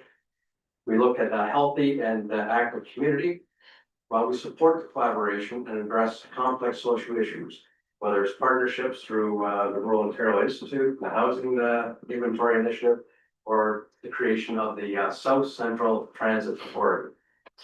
We, when you talk about wanting to achieve a safe and secure community, again, transit access for employment, education, healthcare, aging in place, and access to services.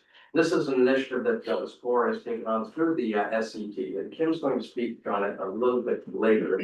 Just wanted to go through a couple more of these. Thriving and sustainable community. Well, again, we look at the transit model out there as an opportunity to reduce the carbon footprint, something that is important to us all from an environmental perspective. We look at the creation of supply chains, and we share the data back and forth between our county representatives and those who we work with from a community partnership point of view. And a trusted township and elected official that delivers value. Well, we value the regional partnership that we have been able to achieve. We're responsive, we're inclusive, and we look at amplifying those local efforts. I think I'm going to turn this part over to Kim to take us through some of the local issues and actually more specifically some of the current projects that we're engaged in. Thank you for having us here this evening. So I will go through these fairly quickly, but always happy to delve into it through questions or any other means. So again, how we're supporting rural Oxford.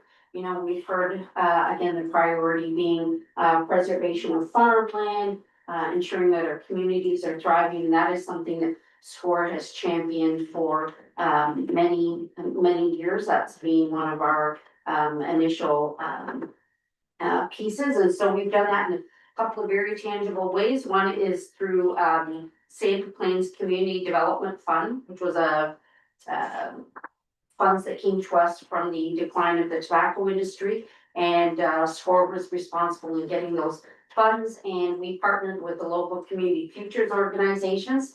They act as the banker, and those funds are still circulating through the community. And in Oxford, we had the great opportunity to have Al Sims come to our AGM and speak about how important those funds were in insulating businesses in Oxford County during COVID and other times of stress, including uncertainty that we're facing right now in our economic community with our trade with the US. And certainly that impacts our farming community as well. The inter-community transit, so that's something that we created as a means. It started out as a project with our workforce planning and development boards. They had identified access to affordable transit as a a deterrent to recruitment for smaller and medium-sized businesses in the area, and so that was created, and that continues to grow across the region. Our ridership has increased upwards from 30% in some routes up to 218% in others. And the next slide, sorry, I'm probably about 3 slides ahead of you. I apologize. Yeah, one more slide, please. Thank you, Julie. This slide gives you just a quick visual. You can see in the dark brown, that's the area that is served by transit, and the lighter brown is there's some service. So we cover quite an area. And the other piece that I want to spend a little bit of time on is the rail, the Cayuga subrail. And so that goes through Southwest Oxford, and that rail was designated for decommissioning by CN, and we partnered with a short line rail and the businesses along the rail, mainly to support manufacturing and agricultural sectors. So I had a great conversation recently with the GM at Alco in Elmer, used to be the former IGCP plant, and he was saying that most of the corn and grain comes from, well, all of it comes from within 100-kilometer radius. So that definitely supports our farm community. So even if they're, you know, if you think, oh, well, they're still transporting their goods by transport, yes, but that facility would not be there potentially if there wasn't rail, and that would have an impact on our farming community. So to connect those dots of those bigger projects that support all of our businesses in the region, I think is important. And next slide, please. And just mention a little bit about Energy Score. Did take a lead role in the expansion of the natural gas industry back in 2016. We had the opportunity to speak at Parliament in Toronto, and were instrumental in getting that to support our agricultural and rural residents. Most recently, we also collaborated on an effort to increase a threshold that was acted as a barrier for investment for many farms and industrial industries. It's called Leave to Construct, but again, that was just kind of bringing that up to present day dollar values. And then I will say one of the other things that I think SCORE does really well is partners. So we've been able to partner with Rural Ontario Institute in creating rural housing information systems, and that is a planning tool specifically designed for smaller to mid-sized communities where maybe a large subdivision is not appropriate or not needed. And so it gives smaller developers an opportunity to assist and work there. And so the last one I'll mention, next slide please, Julie, is human capital. So again, we work very closely with our post-secondary institutions on training, creating training specific for the industries that we require locally. Most recently, we had the opportunity to create the agribusiness management program, which is at 2 Fanshawe campuses, and the agricultural equipment operator program, which is at Conestoga campus.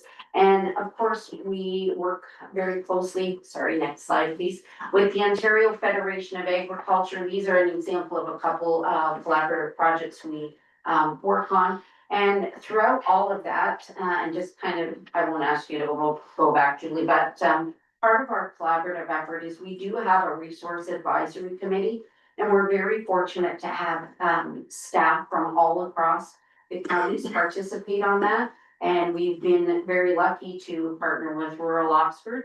They do a great job doing the business retention and expansion and all of those things. And we hope that our larger focus on those larger projects help make their work easier. So I just wanted to mention them as a fantastic partner since Crystal was here with us this evening. So with that, I'm turning it back over to catch you off. Thank you. And yes, to pull up one more slide, please.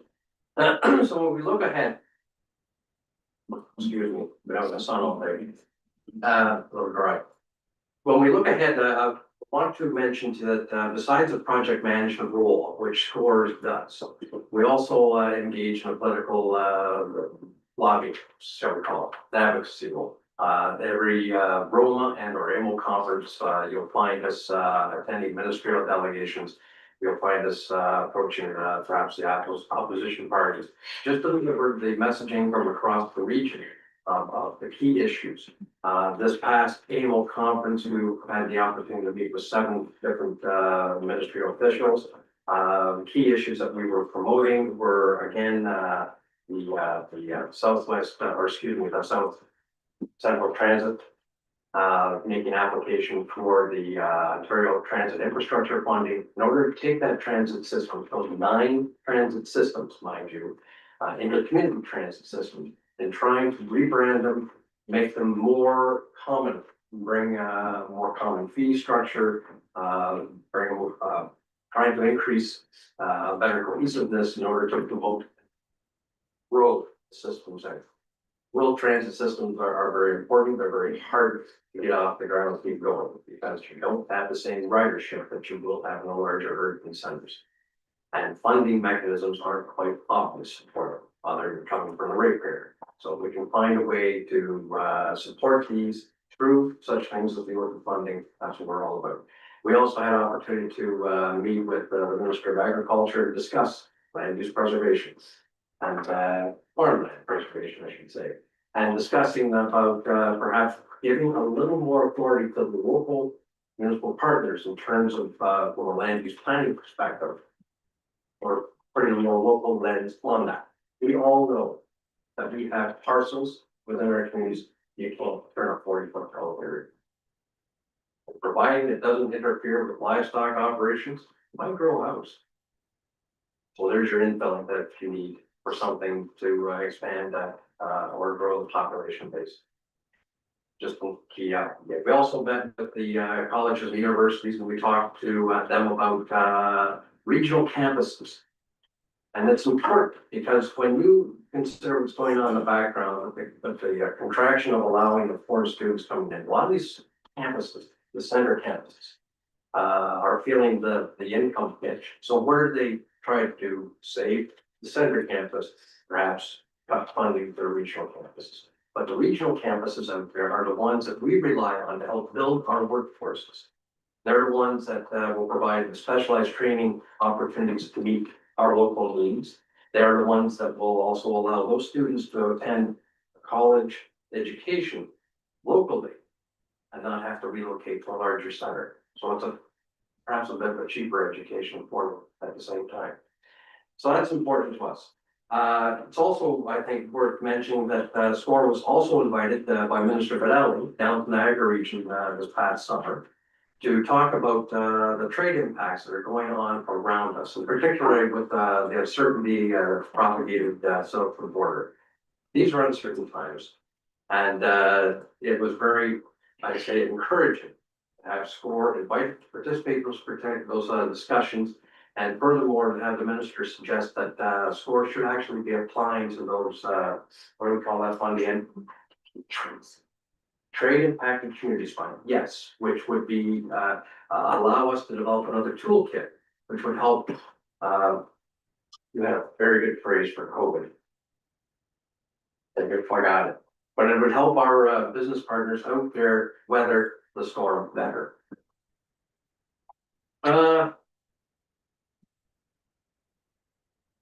We can go on here. I hope you already had it. Good. These are again just to highlight some of the projects that SCORE has been very good at launching and getting off the ground. Perhaps one of the more notable ones a few years ago was the Food Hub project, which was the idea of connecting larger institutional buyers with local growers or hubs, and it was all electronic means. And that project was successful and spun off into the private industry. It's now known as FreshFood, and is still in existence and running today. I mentioned this in Middlesex County a year ago, and I think and I still believe in it. I think of SCORE as a dream factory, where we get partners from across the 5 counties. We can think of initiatives, things that are going to benefit a local region, put application together, leverage some funding, and create something that is a benefit and positive for all of us. When Kim touched on it, and I want to touch and leave you with that thought as well. the AGCO, what do they call them? The grain processor, when they source their product, they're looking at, corn from 150 kilometer radius. That's one example of a regional impact from, an investment that happened in the town of Elmer. And I spoke to Ingersoll the other night, I made a mention to him that, if you had to slow down a Camry, it's felt with my restaurants. So we are interconnected. We should work together. We should promote economic opportunity, because if it happens in one region, we have opportunities that are going to present themselves from whether it's feeder plants or residential development and others. And SCORE operates at the upper tier level with a modest funding request, $30,000 a year. And that's it. So $150,000 total. We use those funds. We leverage projects. We are able to attend and attract the attention of ministry officials. I think we are a very effective organization. And given the uncertain times that we are facing today, I don't think this is the time that we should back off. I think we should keep going full speed ahead. With that, Mr. Mayor, I'm looking for some support when you attend Oxford County, particularly around budget time. But I would thank you again for allowing us to appear tonight, and we would welcome any questions that you may have for us. Sure, questions from council, thanks very much, Ed and Ken. Any questions? Go ahead, Councilor. Thank you, Mr. Mayor. You touched on education and regional campuses recently, and I brought this up with the ROEDC as well. We've talked a few times on that about the idea of, I don't know if you're familiar with the Sydenham campus of up in Grey County, in Owen Sound. And it's basically, from what I understand, a repurposed factory that's turned into an educational center with a component that would allow for some short run manufacturing as well, to help engage the trades and get entrepreneurs up and running and get them the first 1 or 2 years under their belt. And I just wonder if there's a potential to do something like that in this area without having everything automatically located in a bigger center, i.e. London, or I guess Woodstock is still, pretty close together. Yes, our focus is agriculture here, but we do have some other needs as well. And that was one of the ideas that I took home initially from Roma conference back in 2019. And yeah, just looking for a way to put that into practice. And I thought Sydenham campus up in Grey County seemed to be quite a good idea, I thought anyway. I'm not quite familiar with Sydenham campus, whether you work them or not, but you're absolutely correct. Across the region, we do have satellite campuses actually in most of our communities.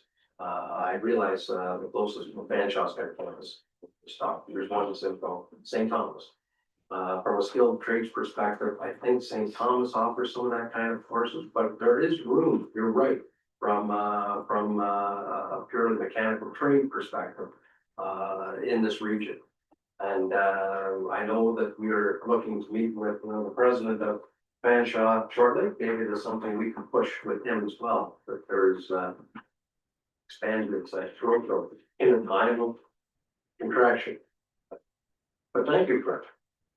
Okay, we got something to add? Yeah, if I may, I will say that we were also invited to sit in on the strategic planning of Fanshawe with all that's happened. Recently with underfunding of our colleges, as well as issues with foreign students. One of the things that we brought forward, and again, as Ms. Ketchabah mentioned, that we brought forward at AMO and Roma, was to utilize those regional campuses as a test ground. We're so close to industry. We can be so responsive. And when you look at Woodstock campus, or even Simcoe has a great welding program, there's lots of opportunity to not only support our industry, but also to provide our youth and others that are looking for to stay in the region with that close to home training. And I think that those regional campuses are the place to do that with probably a modest investment comparative to what that might take at the main campus in London. So yeah, that's something that's very closely aligned with what SCORE is being advocating for. So thank you for that. Any other questions? Seeing none, thanks very much, and, we're gonna take a 5-minute break and, we'll come right back to, get on with the staff report. Thank you very much. Thank you. Thanks, Ed. Thanks, David.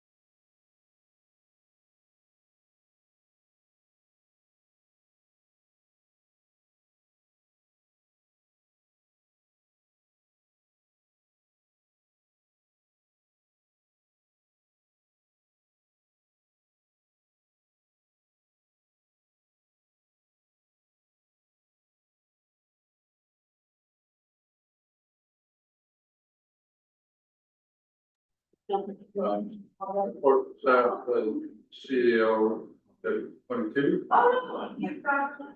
Really, please.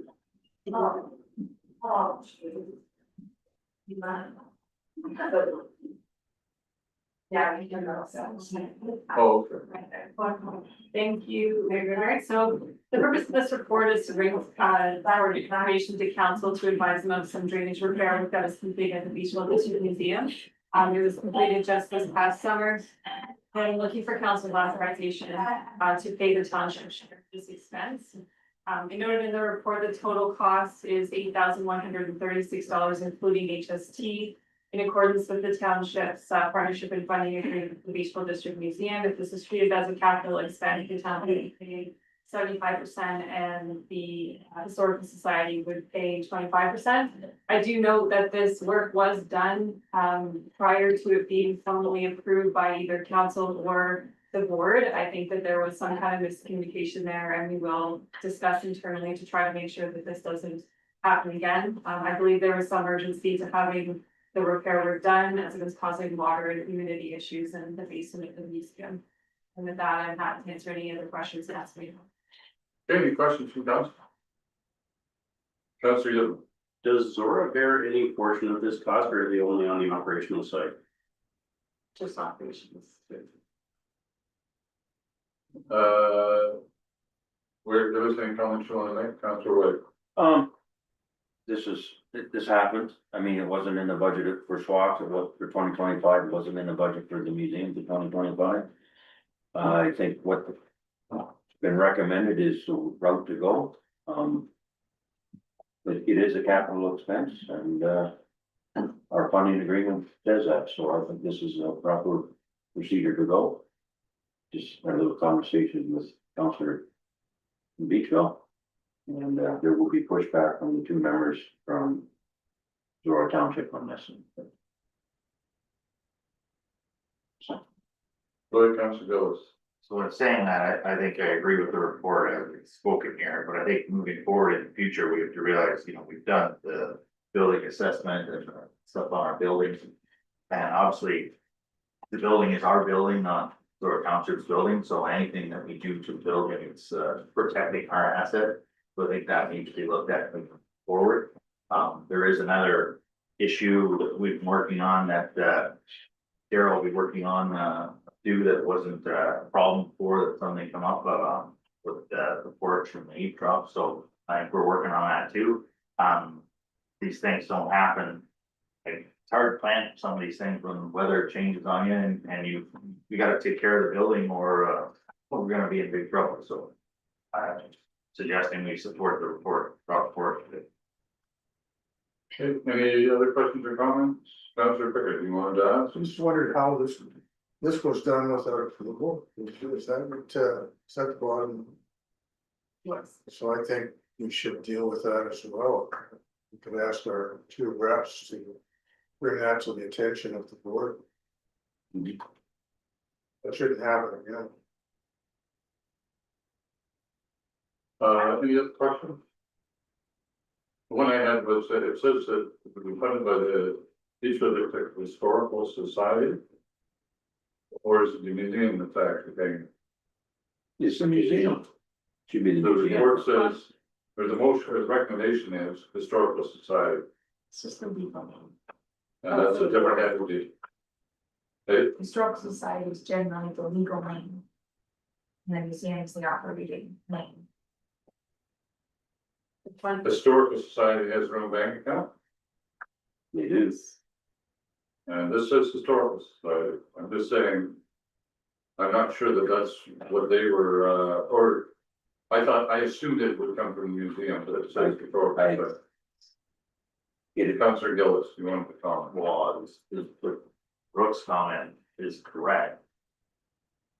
What I understand. I think he was looking at the funding agreement, which it states is the Historical Society. Yes. Yes. For the townships. Would become a surprise to Historical Society. Because they have their own bank account separate from the museum bank account. Like they do their own fundraising. This will come out of the museum's funds. Okay, as long as that's where it's coming from, I just, I'm pretty sure it's gonna come on museum, so that's not what the motion says, well, I see that. so when we make the motion, we prefer it to be the Beach Shore Museum. District Museum, that's what it should say, so. Any other questions on this? Comments? I'm not pushing, I just wanna know. I don't want us to send a bill to the Historical Society that they weren't expecting. Yeah. Okay, anything further? We have a motion now, moved by Way, seconded by Gillis. The motion would be to pay the bills I move for the recommendation. treat this as a capital expense, 75-25 between Township of Southwest Oxford and the Beachville Museum. Okay, so then resolve that, moved by Way, seconded by Gillis, resolve of the council of Township of West Oxford Street Report, CEO 22-2025, each of this museum required drainage repairs and related expenses information. And further, the council authorized payment of the invoice from Mason Masonry and Restoration in the amount of $8,136, including HST for drainage repair work completed by completed at Beach Shore Museum. And the township share of the expense paying 75% of $6,102 refunded from the township's recreation reserve. And further, the Beachville District Museum be invoiced in the amount of $2,034, representing their 25% of the project cost in accordance with the Beachville Museum Partnership and Funding Agreement. That's a motion. All right, any discussion? Councillor Yilmar. Just a comment that the recreational reserve seems to be stretched very thin on a lot of different fronts, so. Gotta be careful how many times we dip into that. And there is money in the reserve? Anything further? All those in favor? Opposed, that's great. Inform and engage, committee resolution, Julie, CEO 23. Okay, so the purpose of this report is to bring forward a resolution that was passed at the last engagement forum committee regarding the upcoming Reuse of Palooza event that is going to be held at the Mount Island Community Center. I think in the past, when this event has been held at township facilities, it's been outdoors and there hasn't been any fee paid, but we have been invoiced by the community center for the rental. We will be using the entire community center. So the committee is asking that the township pay the rental fee for the Reuse of Palooza group that are really the ones hosting the event. The engagement forum committee is going to be there at the event. We're going to be sharing information about the upcoming changes to the garbage recycling and organics pickup that's coming into effect in January. We are proposing that because of that, we are proposing that that be funded from the township's waste management reserve. The committee also discussed starting a similar contribution to other township hall and park boards when this event is held at those facilities as well moving forward. So we're just seeking council's direction in that regard. So any questions, I'm happy to answer. Questions on this? I think in this case, the Mount Elgin Community Center could have been rented to somebody else for that day. So they're losing a rental. In the Ryan Spielberg case, the pavilions weren't being rented and we never got a bill from them because they just didn't. So I think there's the idea of, do we want a policy for everybody? And then have staff maybe bring forward a decision or a policy for us. Councilor. And I don't really have a problem, well, I don't have any problem with paying the bill for this upcoming event. I did have a little bit of a problem with the staff recommendation that we do a common donation to all the halls that this is being held at. That would be a windfall for Durham Center, right? But it would, I mean, it's covering the cost at Mount Elgin. So I would suggest, rather than going with a flat rate across all facilities, that we would just cover the agree to, like, the posted rental rate for each facility as it's used. Well, if staff brings back a report on what they recommend. That's a suggestion. Any other suggestions? Says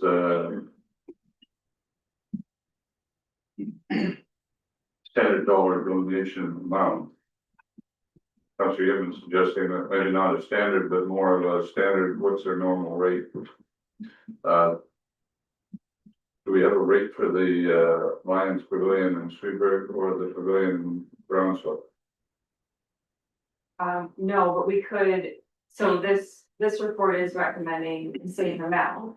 But we could amend the recommendation then to, if council is supportive of paying the posted rental rate for the facility for these events, each year as they move forward. Okay, that would be okay. Yeah, good. Yeah. So, given that, any further discussion before we, have a motion? Seeing none, we have a mover and a seconder for recommendations. Moved by Thurston, seconded by Yitma. And see if I read this right, we resolved that the council of Township South Ottawa to receive report CO 23-2025. Engage in informed committee resolution raised include that and waste organic collection charge changes event as information. And further, the council authorized payment according to the $50, including HST, for the rental of Mount Elton Community Center for September 27th, 2025. These include the event to be funded from the Township Waste Management Reserve. And further, the council considering establishing a donation in which or equivalent to the rental fees for township halls or parks for future reusable events beginning in 2026 to be funded from the Waste Management Reserve. Is that clear enough? You got that down, I think? Good. Any discussion? Seeing none, all those in favor? Opposed, that's carried. Stormwater, the annual stormwater management or stormwater report. Please. Thank you. So the purpose of this report is to present council with the township's first annual stormwater report under the township's new consolidated linear infrastructure environmental compliance approval. This report covers the period of July 2023 through to June 2025 and summarizes the performance of the township's stormwater system, which includes storm sewers, culverts, ditches, and stormwater management facilities in our urban communities. This is the township's first report under the CLI ECA framework. Much of this work is still in development, and this report confirms that there were no spills, there were no operational issues, and no reported complaints during the reporting period. It also highlights that the township passed the stormwater utility bylaw, which will provide the township with a dedicated funding source for stormwater management projects moving forward.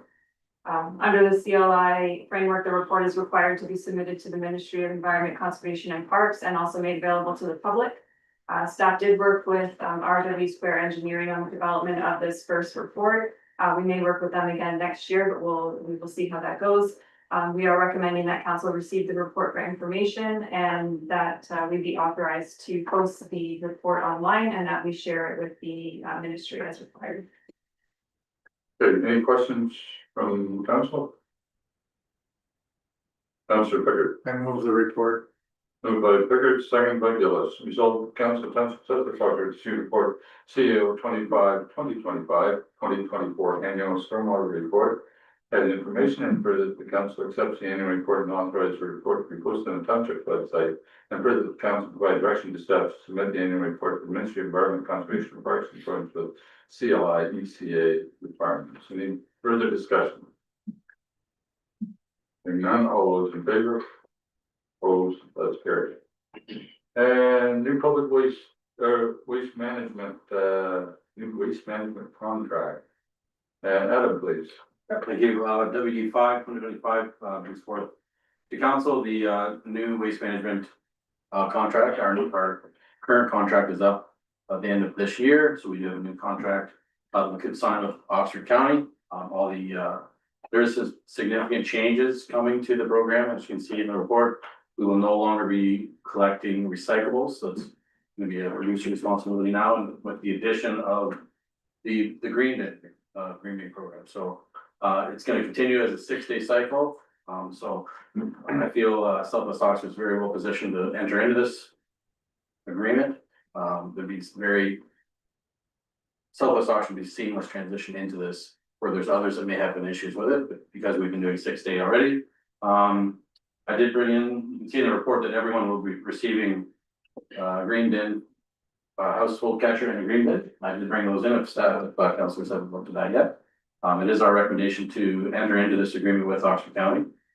And willing to answer any questions if you do have it. So any questions on the contract or signing of it? Councilor Pickard, please. What's our monthly income from the existing contract? Current contract Kirby is right around 330,000.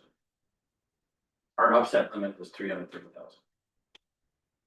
On our current, And now you're going to 600. our offset limit is 600. Now attached is a very high level, budget the staff has prepared. Again, it's very high level. We will bring a more detailed and accurate budget time. I'll ask you a question. I should know the answer to this, but, will our recycling start in January 1st as well? Correct. Is that gonna be in Ontario? Correct. Yeah, it won't be 60. Not that I'm aware of. They haven't really indicated that to me yet. Yeah. There's a lot I of, assume it's 5 days, but we haven't reported it or told us that. we and the county had little say or no say on what, Ontario does for this circular materials for producer funds.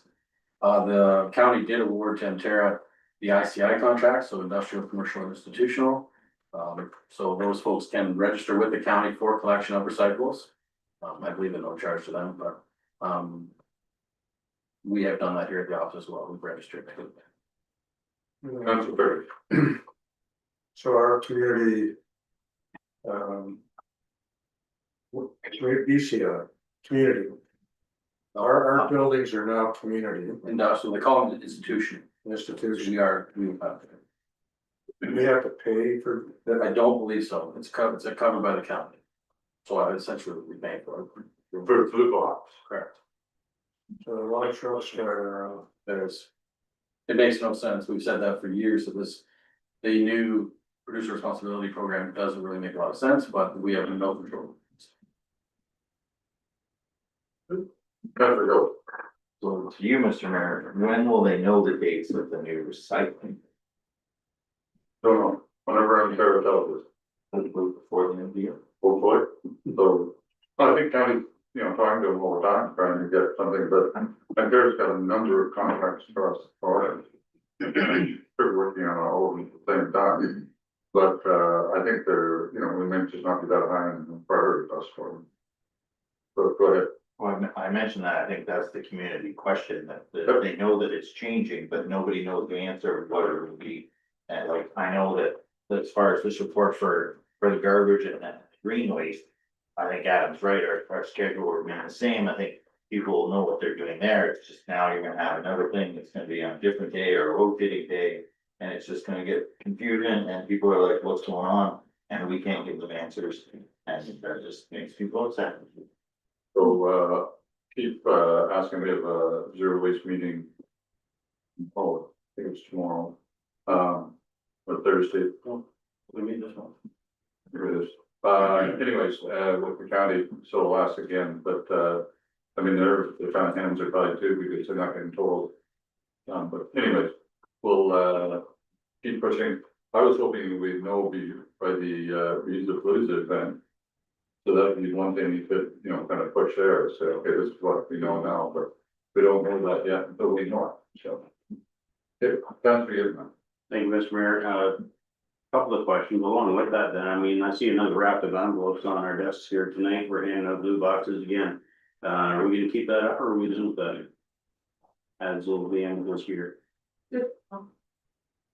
Go ahead, I would presume that the addition of the green bin is going to take place in the blue box. So instead of a blue box, we'll probably totally green bin. Now, that being said, that'll be for new construction only. I don't know if that's how you do it now, but each house will get a green bin. Yeah, they're all getting them courtesy of the county already anyway. So it'll be something very similar. Instead of a blue bin, it'll be a green bin. So, and Tara hasn't said what you can use to put out recycling.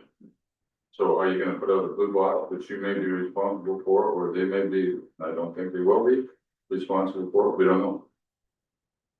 But something to keep. So I think, quite honestly, I'd be still handing out the blue box because you gotta have something to take recycling to the road at. And, but. For example, I use a garbage can to take my recycling to the road. I don't know if I'll be able to do that. They may say, no, you have to use this size of the blue box. End of discussion. Go ahead, Councilor. Under the agreement itself, item 2.4.3 CPI adjustment. Why are we agreeing to an increase of only 75% of the CPI? Why are we not getting 100%? That is mirrored to the county's external contract with Mterra. So to make everything fair, that is basically it's mirrored to their agreement. That's what our agreement is. So if our cost goes, or if CPI goes up over the whole program, you're saying 600,000 is our budget for this thing? Our total upset limit for this contract for year one would be 631,000, just under 632,000 plus fuel. So staff are quite confident that we can meet that. Okay, but let's just say, for instance, we get back into a situation where we're looking at 4 or 5% CPI in some given year. And you're telling me that we're only gonna be able to recoup 75% of that? Correct. According to this, yes.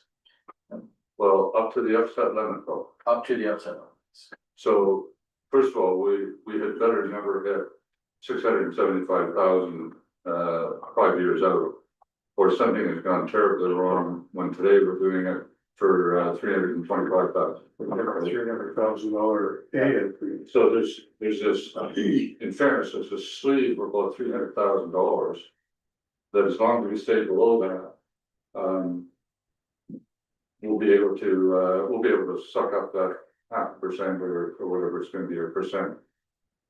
For this, because we're getting paid on our actual expenses, right? So, and they're increasing the offset limit, which is different than increasing our pay. I don't think they understand it that way, but that's what's actually happening there. Yeah, but when I read the actual segment of the agreement, it seems to me that we're agreeing to fall behind by 0.5% of CPI, or sorry, 25% of CPI every year. If you were at the maximum level of 600 and whatever thousand, and I don't have the numbers right in front of me, but then he's got it here. It doesn't matter. Yeah, it doesn't really matter because that, they're increasing the offset limit every year by 3/4 of their rate of inflation. Well, if the offset limit is so high that it doesn't make sense to start out with, after 6 or 8 years, it's still so high, it doesn't make sense to start out with. You can't lose. As long as we're under the upset limit, we're okay. And if we're not under the upset limit, Adam's looking for a new job. I'll continue. Go ahead, sorry. I'm a little slow on the uptake here. When I read this little portion of the agreement. Agreement fees will be adjusted annually per paragraph 2.4.2. The increase will be equal to 75% of the increase set out in the CPI for Ontario. Agreement fees will be adjusted annually. It's not talking about the upset limit, it's talking about the actual paycheck. Don't think, that's not my understanding of it, so. That's the way I read it. Yep. Oh, go ahead, Danny. So in Schedule A, they do outline, it's just a template, so they're saying a CPI adjustment of 2%. So that's 2% does in fact reflect the annual contract cost, which would be the upset limit. So that's just them showing us what it could be. Now, it wouldn't be 2%. If CPI adjustment for happened to be 2%, we would receive 1.5%. So it wouldn't be 655. But I think what the mayor was saying, our upset limit is so high, there is a difference in upset limits of just under 300,000 from our previous contract. So staff are confident that we can do the service and provide a better service than our private sector would provide. And I'm not taking issue with the upset limit, like I get that we're gonna fall well within that. But it just, the way I read this, it says that the actual paycheck, not the upset limit, but the actual paycheck is gonna be. Which section are you reading? 2.4.3 CPI adjustment. The agreement fees will be adjusted annually. It doesn't say the agreement upset limit, it says the agreement fees will be adjusted annually. That tells me our paycheck is only gonna cover 3/4 of the CPI year over year. Which means we're gonna fall behind every year of this contract.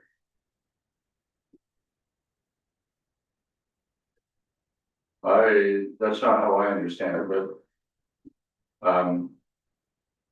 The agreement fee, I think, is the upset limit. That's the maximum they can pay out. And you have to remember, this is written for Antera and the city of Woodstock too. Because they're in the same boat as we are.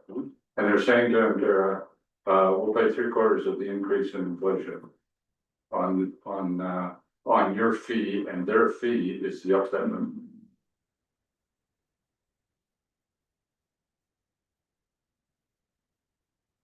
Their bid prices are upset. Oh, sorry, Judy, go ahead. No, just that you did reference, like Schedule A is what they're saying is our fees for the services set out in this agreement for the term of the agreement. So if you reference Schedule A, it outlines on there what the total maximum fees payable for these services will be throughout the term of the contract, which is so the first year is. We're saying what, 630 or something, and then 640, 650, 660, all the way along. I'll let it go, but you've heard my concern anyway. No, I appreciate that. That's just not the way I understand it. And but the conversation we had before with Adam and Brock and Julie, that we were well satisfied with we don't have to worry about any upset on it. No, and I understand that, but it's just, that's not the way I read this. No, Okay, okay. let it go. That's why we want one more than one pair of eyes reading it, so.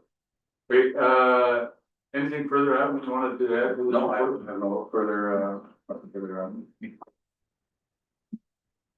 One other thing is, that it's a 12-month escape clause.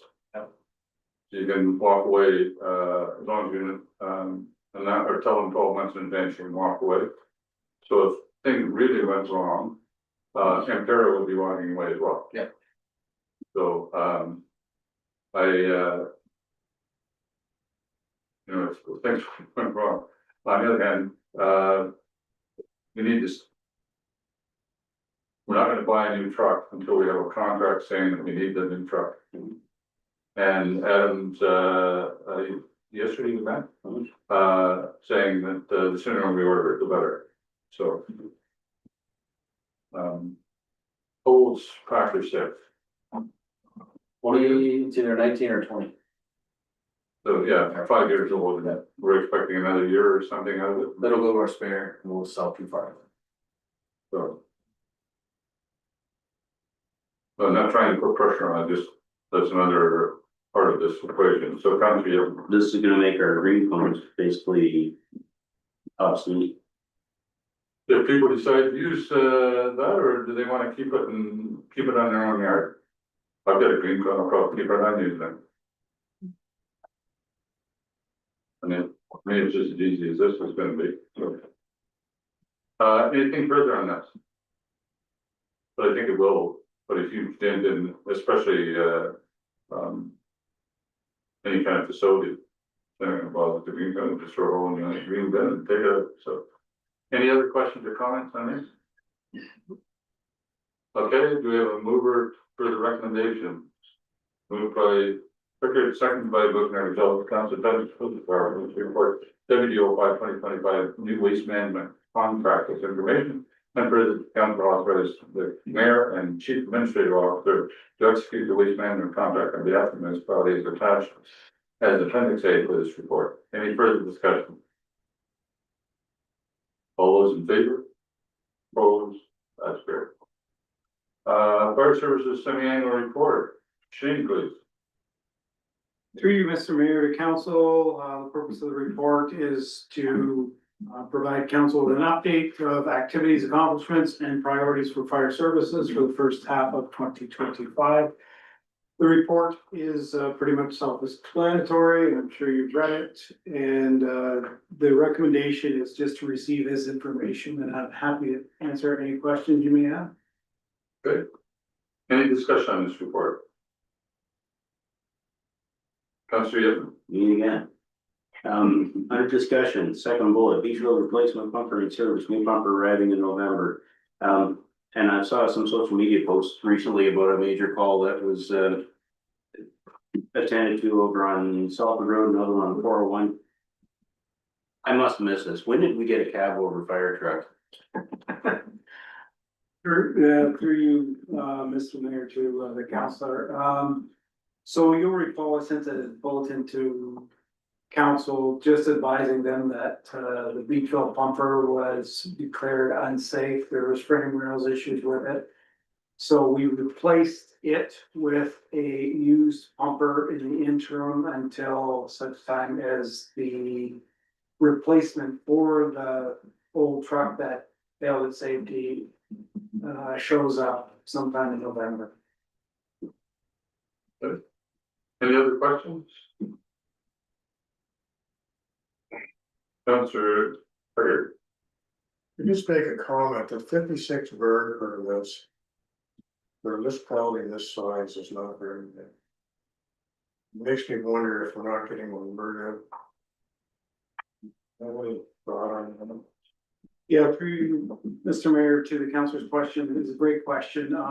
I suspect though, when we changed the actual bylaw for burn permits, we now do have the lifetime burn permits for agricultural, as well as they're not needed now for the recreational burn. So really, what you're looking for is permits for special burns and agricultural, and as they get more and more agricultural, you'll see that probably thin out. And I believe that was the design of the policy change too. Okay, any other questions on this report? Seeing none, do we have a motion then to receive the recommendation? Moved by Gillis, seconded by Way, resolved council to receive report FP 2025-004 Fire Services Semi-Annual Update 2025 report as information. Any discussion, any further discussion? Seeing none, all those in favor, opposed, that's carried. Thanks very much, Shane. And now we're down to the building report. From Brad, please. Mayor, for you is the August monthly activities report for building. Quick run through of the report this month: 13 permits issued over the period of August, 15 applications received during that period, 11 reviewed and in process, either awaiting resubmission or changes or pending approval. A few of those tonight, and one was submitted, completed, and reviewed within the time frame there inside August. Fees collected over that period, 51,375 and change. Cost of construction, that's gross cost of construction, is around 1.3 million there. Some additional correspondence for council's information purposes. We did receive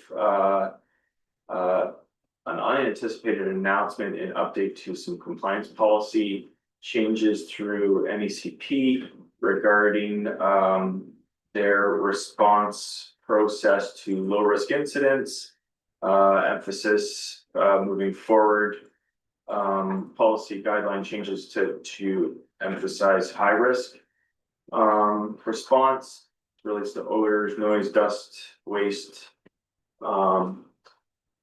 reports, including spills. From what it sounds like, it is a fairly open-ended report there, posted on the EBR. I had a brief chance to review it, but it does look to me to be this being more downloading to the municipal level for these responsibilities. At this time, it does not appear to be a legislative change anticipated or a regulatory change. At least I did not get indication of that from the backgrounder.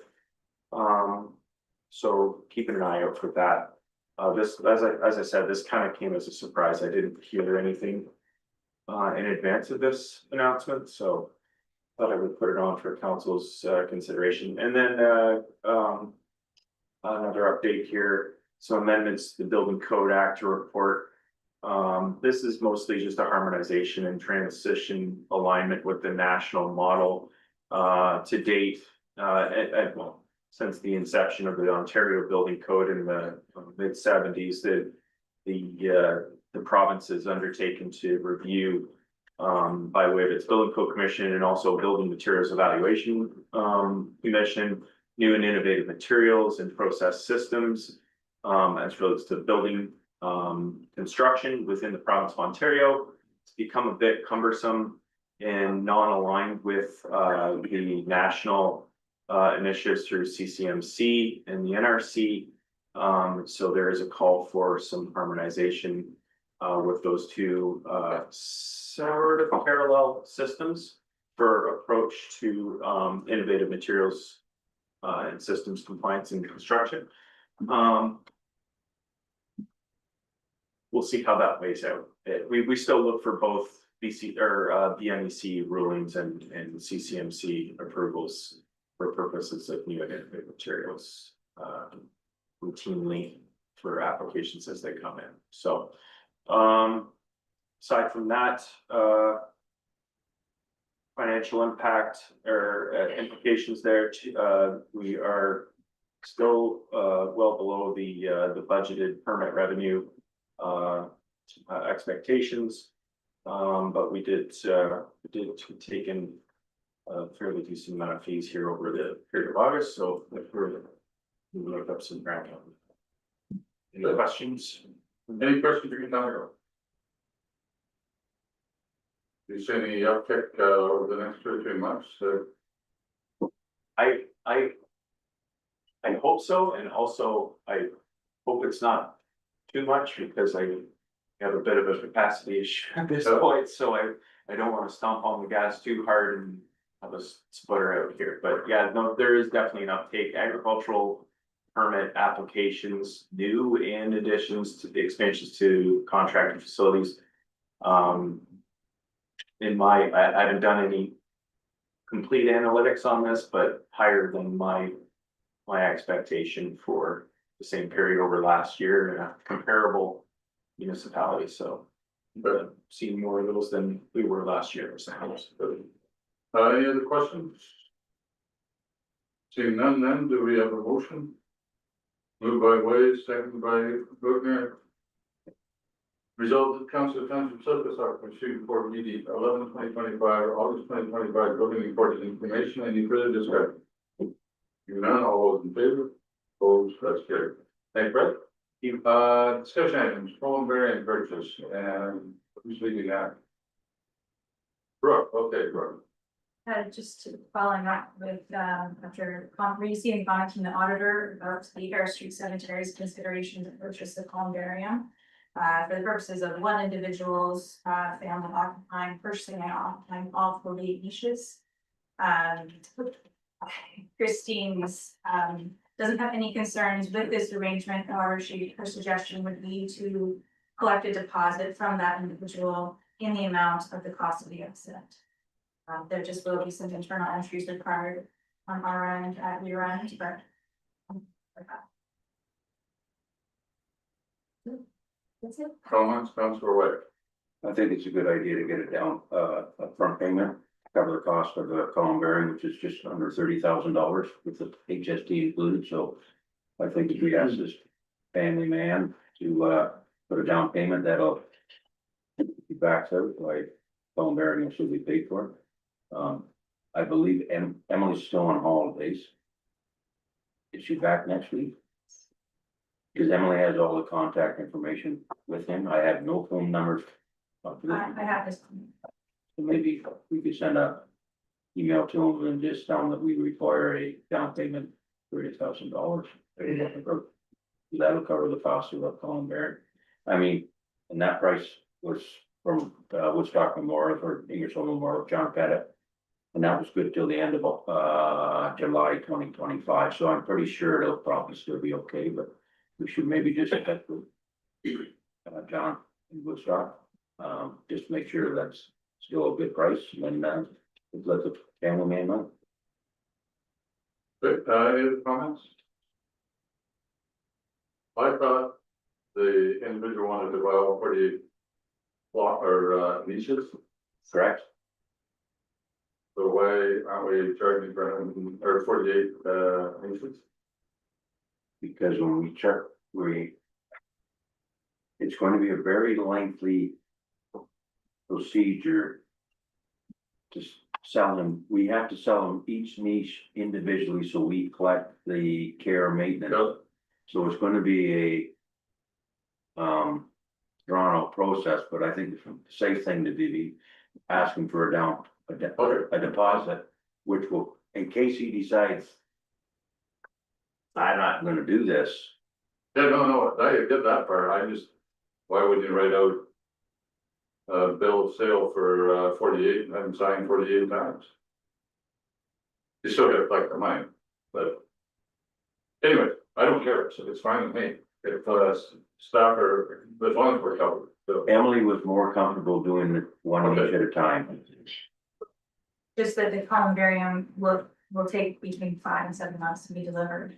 mhm. So we'll just upfront get the down payment of the full amount of the columbarium, so we are covered as a township, and then once it's delivered, we eat the balance. Okay. That's fine with me, okay, anything further on that? Nope. Discussion items, Councilor Tucker. You wanted to raise the issue, oops, just a second. Here's a motion to direct staff, there should be a motion to direct staff to purchase columbarium for the. Okay. Councilor Wade, moving I'll on. move that. We have a seconder. Second by Councilor Gillis. And the direct staff to purchase columbarium upon receiving the down payment from the gentleman. You tell him the name. Okay, any discussion on that motion? All those in favor? Opposed, that's carried. Okay, and Councilor Bickert. Yes, at our last meeting, we had SPH Engineering here. And they discussed the architecture, design of the building, and layout, of course. Corby Kerwin, I think, his name. So, following up on that, Mr. Mayor, talked to Patrick Darby, fellow lives in Woodstock, an engineer. He works for Walter Fetty in Kitchener. Walter Fetty is a large architecture engineering company. And they also do energy and carbon solutions, which was kind of a concern that I was dealing with. Would we be neutral with this building? So anyway, we met with Patrick Darby today. And found out, that they have a very large portfolio. Ontario, do a lot of municipal projects, healthcare projects, and a lot of commercial buildings, and they have a lot of work out west. They're award-winning company. So he was pretty sharp guy. He gave us some things to think about, I guess, about this building and where we should go with it. We talked about the engineer's comment from SPH when he suggested it would be geothermal with propane backup. This guy says if you do your geothermal right, you don't need propane backup. That'll get by with what you call it. What's the word? Generator is the hydro with it. Yeah. So anyway, just something to think about.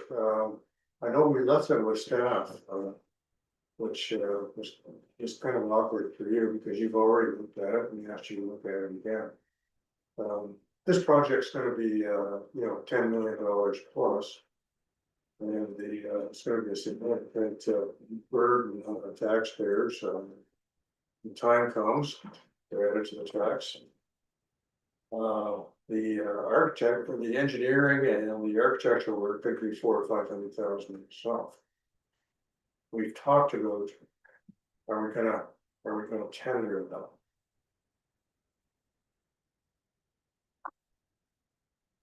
Are you asking? Yeah. Yeah, so I have connected with Corby, also, so kind of in line with this and arising from the conversation that we had at the Environment and Energy Innovation Committee, I did look into some funding opportunities that are also available. And these require feasibility studies to be done to kind of look at all of your options. So I actually have a call with Corby tomorrow to talk about that. But I can talk about this as well. along with a few of the changes that were suggested by council and a few things that have come forward from staff. But we would still, even once we have some concept drawings, we would still be putting together a tender for design build. Yeah. And putting that out there. So we kind of asked Patrick, Larrabee, this fellow in Howard today, if he would give us some comments. Mhm. And I think, Mr. Mayor, you suggested you were gonna send us some information. I said I would send the concept drawings that we have. We're at the pre-engineering stage in this, we're still in concept. My understanding is that the RFP that they were talking about at the last meeting would be about hiring the engineer to do the job. And I think Patrick was saying today, you might want to just wait a second and make sure you know what you want. Because he used the example of East Tavistock, where they didn't ask for anything as far as energy efficiency or and so what they got is nothing. And for the same money, you can do a lot better than that if you want, or for a little bit more money. And so he's looked at that, he's looked at the Chelmsford building, the door building. Anyways, it was just in the conversation, he also talked about the Federation of Canadian Municipality funding opportunities. And he listed 2 or 3 different ones that I didn't know anything about. So it was just a good person to talk to kind of give you lots of ideas. And by the time I got home, I wouldn't say I was more confused than when I went, but you realize it was a lot more, it's a lot more complex than simply hiring somebody. You better know what you want before it started. And he had said, well, do you want like building code, do you want 50% better building code, or do you want a net zero building? And that's all something that you can plug numbers in and they can come back with a report. That's kind of what they do as well. But anyways, I think he was just trying to, help us with a lot of the complexity of that. Yeah, it's not as simple as just, we're not builders around this table, we're you. We're not designers or, we're not certainly not engineers. But we need to get as much information as we can. And that's why I thought today, we did get some. But that's the purpose of this is just to let you know that it might, there's lots of other options, so we don't have to use SPH. I don't know how we decided on them. I guess it's because they did Zora. Yeah, and we're not committed to SBA. Oh, I know, at this point. We're just working with them for consulting services to help with some of Yeah, these so things. this engineering, it's gonna be a big price tag. Yeah. It's gonna be $500,000. So we should do some homework. Yeah. I do wonder if once we get to the point of developing our RFP, because we need to make sure that that's as detailed as possible, that maybe that's somebody that we consult with when working through that process. I don't know if you have any other thoughts on this, but yeah, we want to make sure that when we put that RFP out, it has everything that we want in it. Yeah. And it specifies if we want to break out some of the things that we would like to see be, like energy efficiencies for the building. Do we want that priced separately? Do we want that included in the total cost? Those kinds of things. We have a lot of details still to work out for an RFP considered. Okay. So we're gonna have to spend some time through this fall before we even get to this. Yeah. So, we don't know exactly what we want. Yeah, I agree. So he mentioned that the RFP, making sure you put everything in or whatever options you want in. Again, you want this level, or this level, make sure that you put it in the RFP so that you get the information out. Rather than, if you don't ask for anything, you're not gonna get anything. So the other thing he mentioned, and I had raised the issue at the last energy meeting, we were discussing the boiler in Mount Elgin Hall. Is there 1, 2, or 3 there? One boiler in the back room that does multi rooms. does some of the kitchen. It's just one boiler. Lisa, yes. Okay, because we had said that at the last energy meeting, the one quote was just to replace the boiler, they wouldn't consider any kind of heat pump. And the other would consider, we just had two quotes. Yep. And so we discussed that for a bit, and then he was saying that there's actually a program from FCM. They'll pay 80% of the basically feasibility study and recommendation for up to $200,000. Yes. To look at facilities. So if you, and the reason I bring this up is because when he got talking about the design and he didn't see it, so he had no idea what it looked, because he assumed there was more than one boiler in there.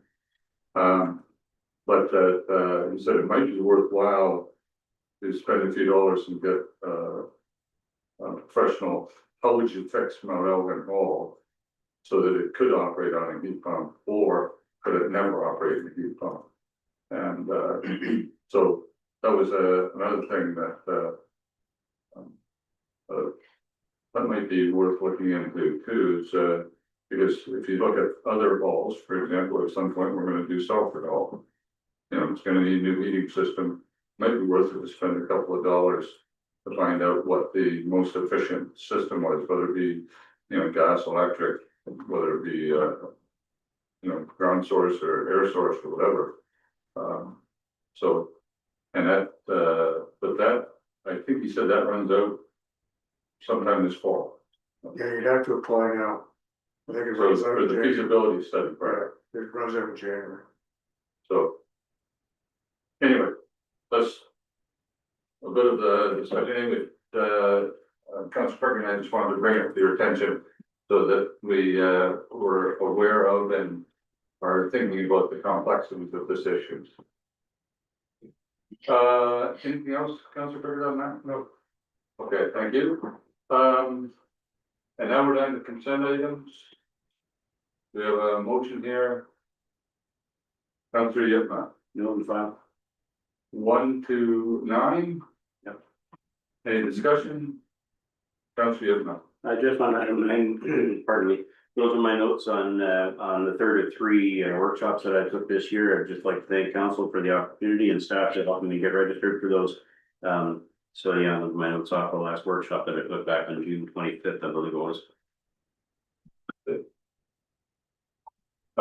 Anything else? We have a mover, do we have a seconder for that? Second by Gillis. Any discussion on note and filing 1 to 9? Seeing none, all those in favor? Opposed, that's carried. Thanks very much.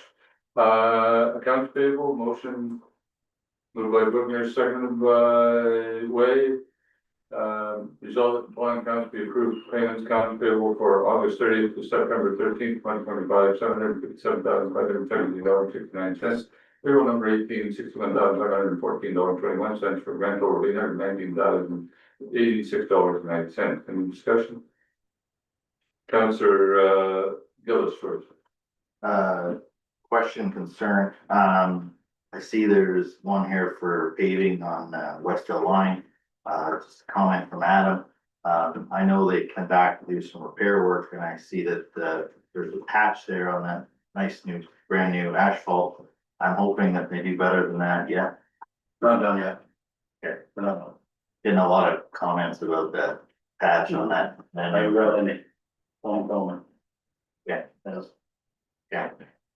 Okay, and Councilor Perry, did you have a question? Yes, I just wanted to ask about a 10-year-old sidewalk tractor, and we paid 32,000 for it. So that part of the 2025 budget was to purchase a used sidewalk machine. We did find one. It is in good shape. New one is 300,000, over 300,000, no attachments. So we feel this one is a really good machine. It is the last year pre-emission tons. Everything else now is it's got a emission system on it, so John Deere engine, and they're no good. So I feel this is a very good initiative. Yeah, secondary question. Go ahead. So Gov Deals, is that a website that you go on? Correct. Yeah, we both sell and buy on GovDeals. So it's all municipal owned equipment. So this one came from Richmond Hill. Richmond, yes. Pickering. Was it Pickering? Yeah. It's only got 1,500 hours on it. It's in very good shape. And their new one is 300,000. Without any attachments, so the That's blower, ridiculous. Yep. but people are paying it, so. Any other questions, Councilor Brookner? Yeah, just for the fire chief, is that rate lighter, is that just a chassis for the fire truck that they? Yes. Okay, any other questions? Same question as Councilor Gillis, so what's the story on West Hill? Like what happened, I was up the other day and it was a patch and I thought, not particularly happy about that, so what happened originally? So they did pave it, they had some compaction issues and. Some asphalt was too thin, they admitted that it's not correct and they agreed to come back and fix it. They wanna fix it when they come and do fire work for us, so we've had. They come back in and skim coat some stuff, so when they do patch over everything, they'll have their thickness and compaction. Okay, It's fairly common practice. It is unfortunate that it happened there, but lots of people see it. lots of people see it. Doesn't make it. Okay, and when are they doing Clark? And it'll be set for October 6th, we're trying to push them up sooner than that. Okay, anything further on the accounts payable? All those in favor? Opposed, that's carried. Bylaws and agreements. You have a motion here for bylaws moved by Pickett, seconded by Gillis, and the bylaw would read. To authorize an agreement with Oxford County Waste Management Services, that's. Any first second reading out? Right. This is the first and second reading out? I do move first, second, third, and finally passed, one motion. Okay, Unless there's a reason for first. are you okay with that? Sure. Okay, first, second, and third reading, and finally passed, signed, sealed, and delivered. We did have a mover and a second, right? Sorry. Okay, who's it? Moved by Pickard, seconded by Gillis. That's what I thought. Any discussion? All those in favor? Opposed, that's good. Adam, has the county signed their end of this agreement? We'll be first. Sorry? They have not, we'll be first and they will sign. We the CAO and director will sign. Ben Adley and yes, sign. So we want them to hurry up and sign so you can order a truck. Correct. Okay, I'll let them know tomorrow that we sign. Or we'll sign tonight. okay. All right, any notice of motion? Any other new business? Round table. Councilor White. Okay, tomorrow night, the West Oxford Hall and Folden will be doing our budget. Getting that started. We had a budget meeting last Wednesday night in Beachville. The budget is basically complete. There are some couple of major lines that we haven't got numbers for. It has to do with the wages of curator and deputy curator. We're expecting them to submit to the museum board of directors what they expect for wages. We also had a presentation at the last Wednesday night in Beachville Museum from Warden Uppergrove on how they are looking into give us an idea of where curator falls in on the pay grid and the steps and stuff like that. And that report is supposed to be presented back to us by the end of this month, I believe. So we can look at it again in October at the budget meeting our regular monthly meeting in October.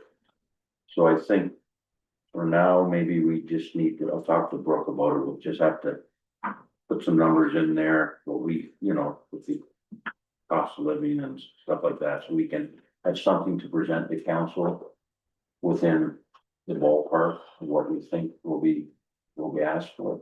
Other than that, it's complete. So, next week I have an Upper Thames meeting. I was gonna talk to Chris Tasker again. I'm expecting him to come to a council meeting sometime and do a presentation on what he thinks is best for the Centerville band. Had conversations with one resident in Centerville, very on board on forming committee, basically has 3 other people that are willing to come on board.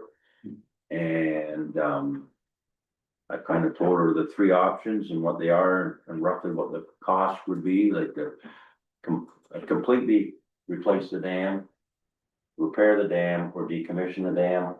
And she is common sense. The cheaper of all 3 would be to decommission it, which will still be an expensive procedure, so.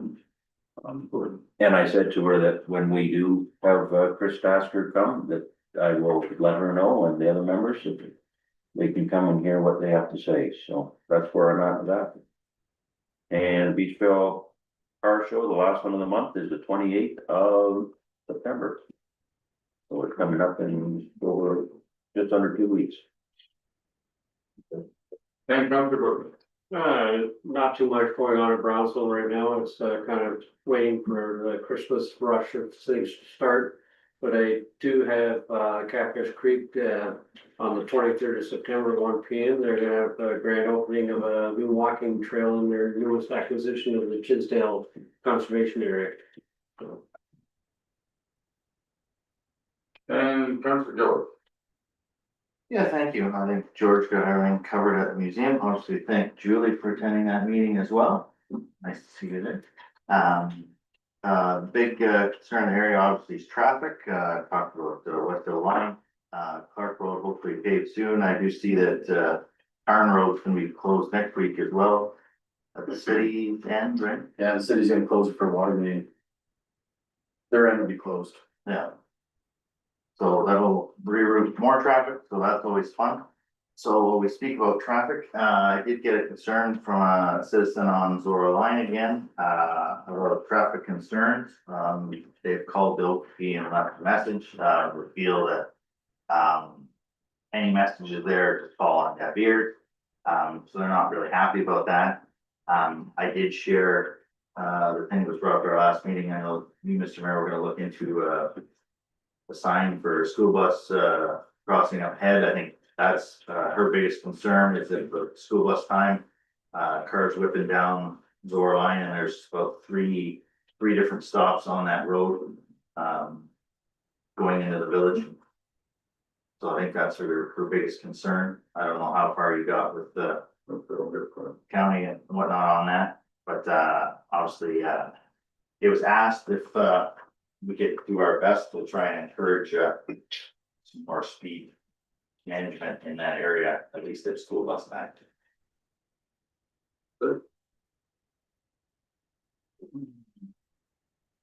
Councilor Thurston. Thank you, Mr. Mayor. I'll start off with the Engage and Inform Committee. As you all know and have read, on September 27th, the Engage and Inform Committee be at the North Albion Hall. And we are just informing the community and the residents about our new recycling bins, and that's all in conjunction with Reuse-a-Palooza. October the 8th, let me get this straight, October the 18th, Hike for Hunger and Health, Lawson Travel, Macbeth Road, Suffolk. So with that, we're accepting donations, food donations and monetary funds. So if you have a chance, come join us. Airport meeting is September the 25th. And Selford, well, at Selford, they're going to be starting to work next week on putting the siding on the outside shed. So that's it for work. And Councilor Yocum. Thank you, Mr. Mayor. This coming Sunday is the annual dedication service at Memorial Forest for the LPRCA. That's over at the Bacchus Heritage Conservation Area. And that starts at 2 p.m. And then next Monday evening, I have a Mount Hall Board meeting, and Tuesday evening I have Durham Center Hall Board meeting. And that's pretty much it for working. And Councilor Frederick. Yeah, a couple, pretty simple, couple meetings. Rural Oxford Economic Development Corporation meeting this Friday. It's at Zora Township Office. And next Wednesday night is Parks meeting in Sweden. Other than that, there's not much going on. Good. And, sort of the, Doris Street, issue, I did reach out to the county a couple of times around the, well, not around, from, right around, the concerns around speeding and trucks coming down the hill. They contacted the bus company said, going south, they only pick up at, I don't know if it's right or not, but their understanding is they only pick up at Oxford Street. They don't pick up at Queen. And going north, they, let kids off going up, but you can see the vehicles coming towards them, so, it didn't warrant a speed sign or a bus sign. And, we more or less agree to disagree on that, so, but I'll bring it back, next Wednesday at council. Tomorrow is the, police services board meeting. And, I'd ask that the first issue, let me see, over here, anyway, the second issue is photo radar, and you sent an announcement by the premier that, he doesn't like photo radar. Well, the other was the, resolution to council that we sent from the agenda tomorrow around the eventual offenses and the inadequate funding and therefore, people aren't getting through the system and eventually just dropping off the edge. The cases two has been, is too old, we're not even gonna hear it. And, so having a conversation with the, police service board and also with the police chief on those two issues. Because it seems a little pointless to hire a police to, arrest people or investigate crimes. And then, they're delayed so long that never get to court. They really bother arresting people, I think. And I have a lot of concern about what message to send, maybe that, so. Don't think there was anything else I was gonna report that won't be in the next meeting. Closed session. You have a mover and second to get into closed session. Moved by, Gerson, second by Edmund, any change?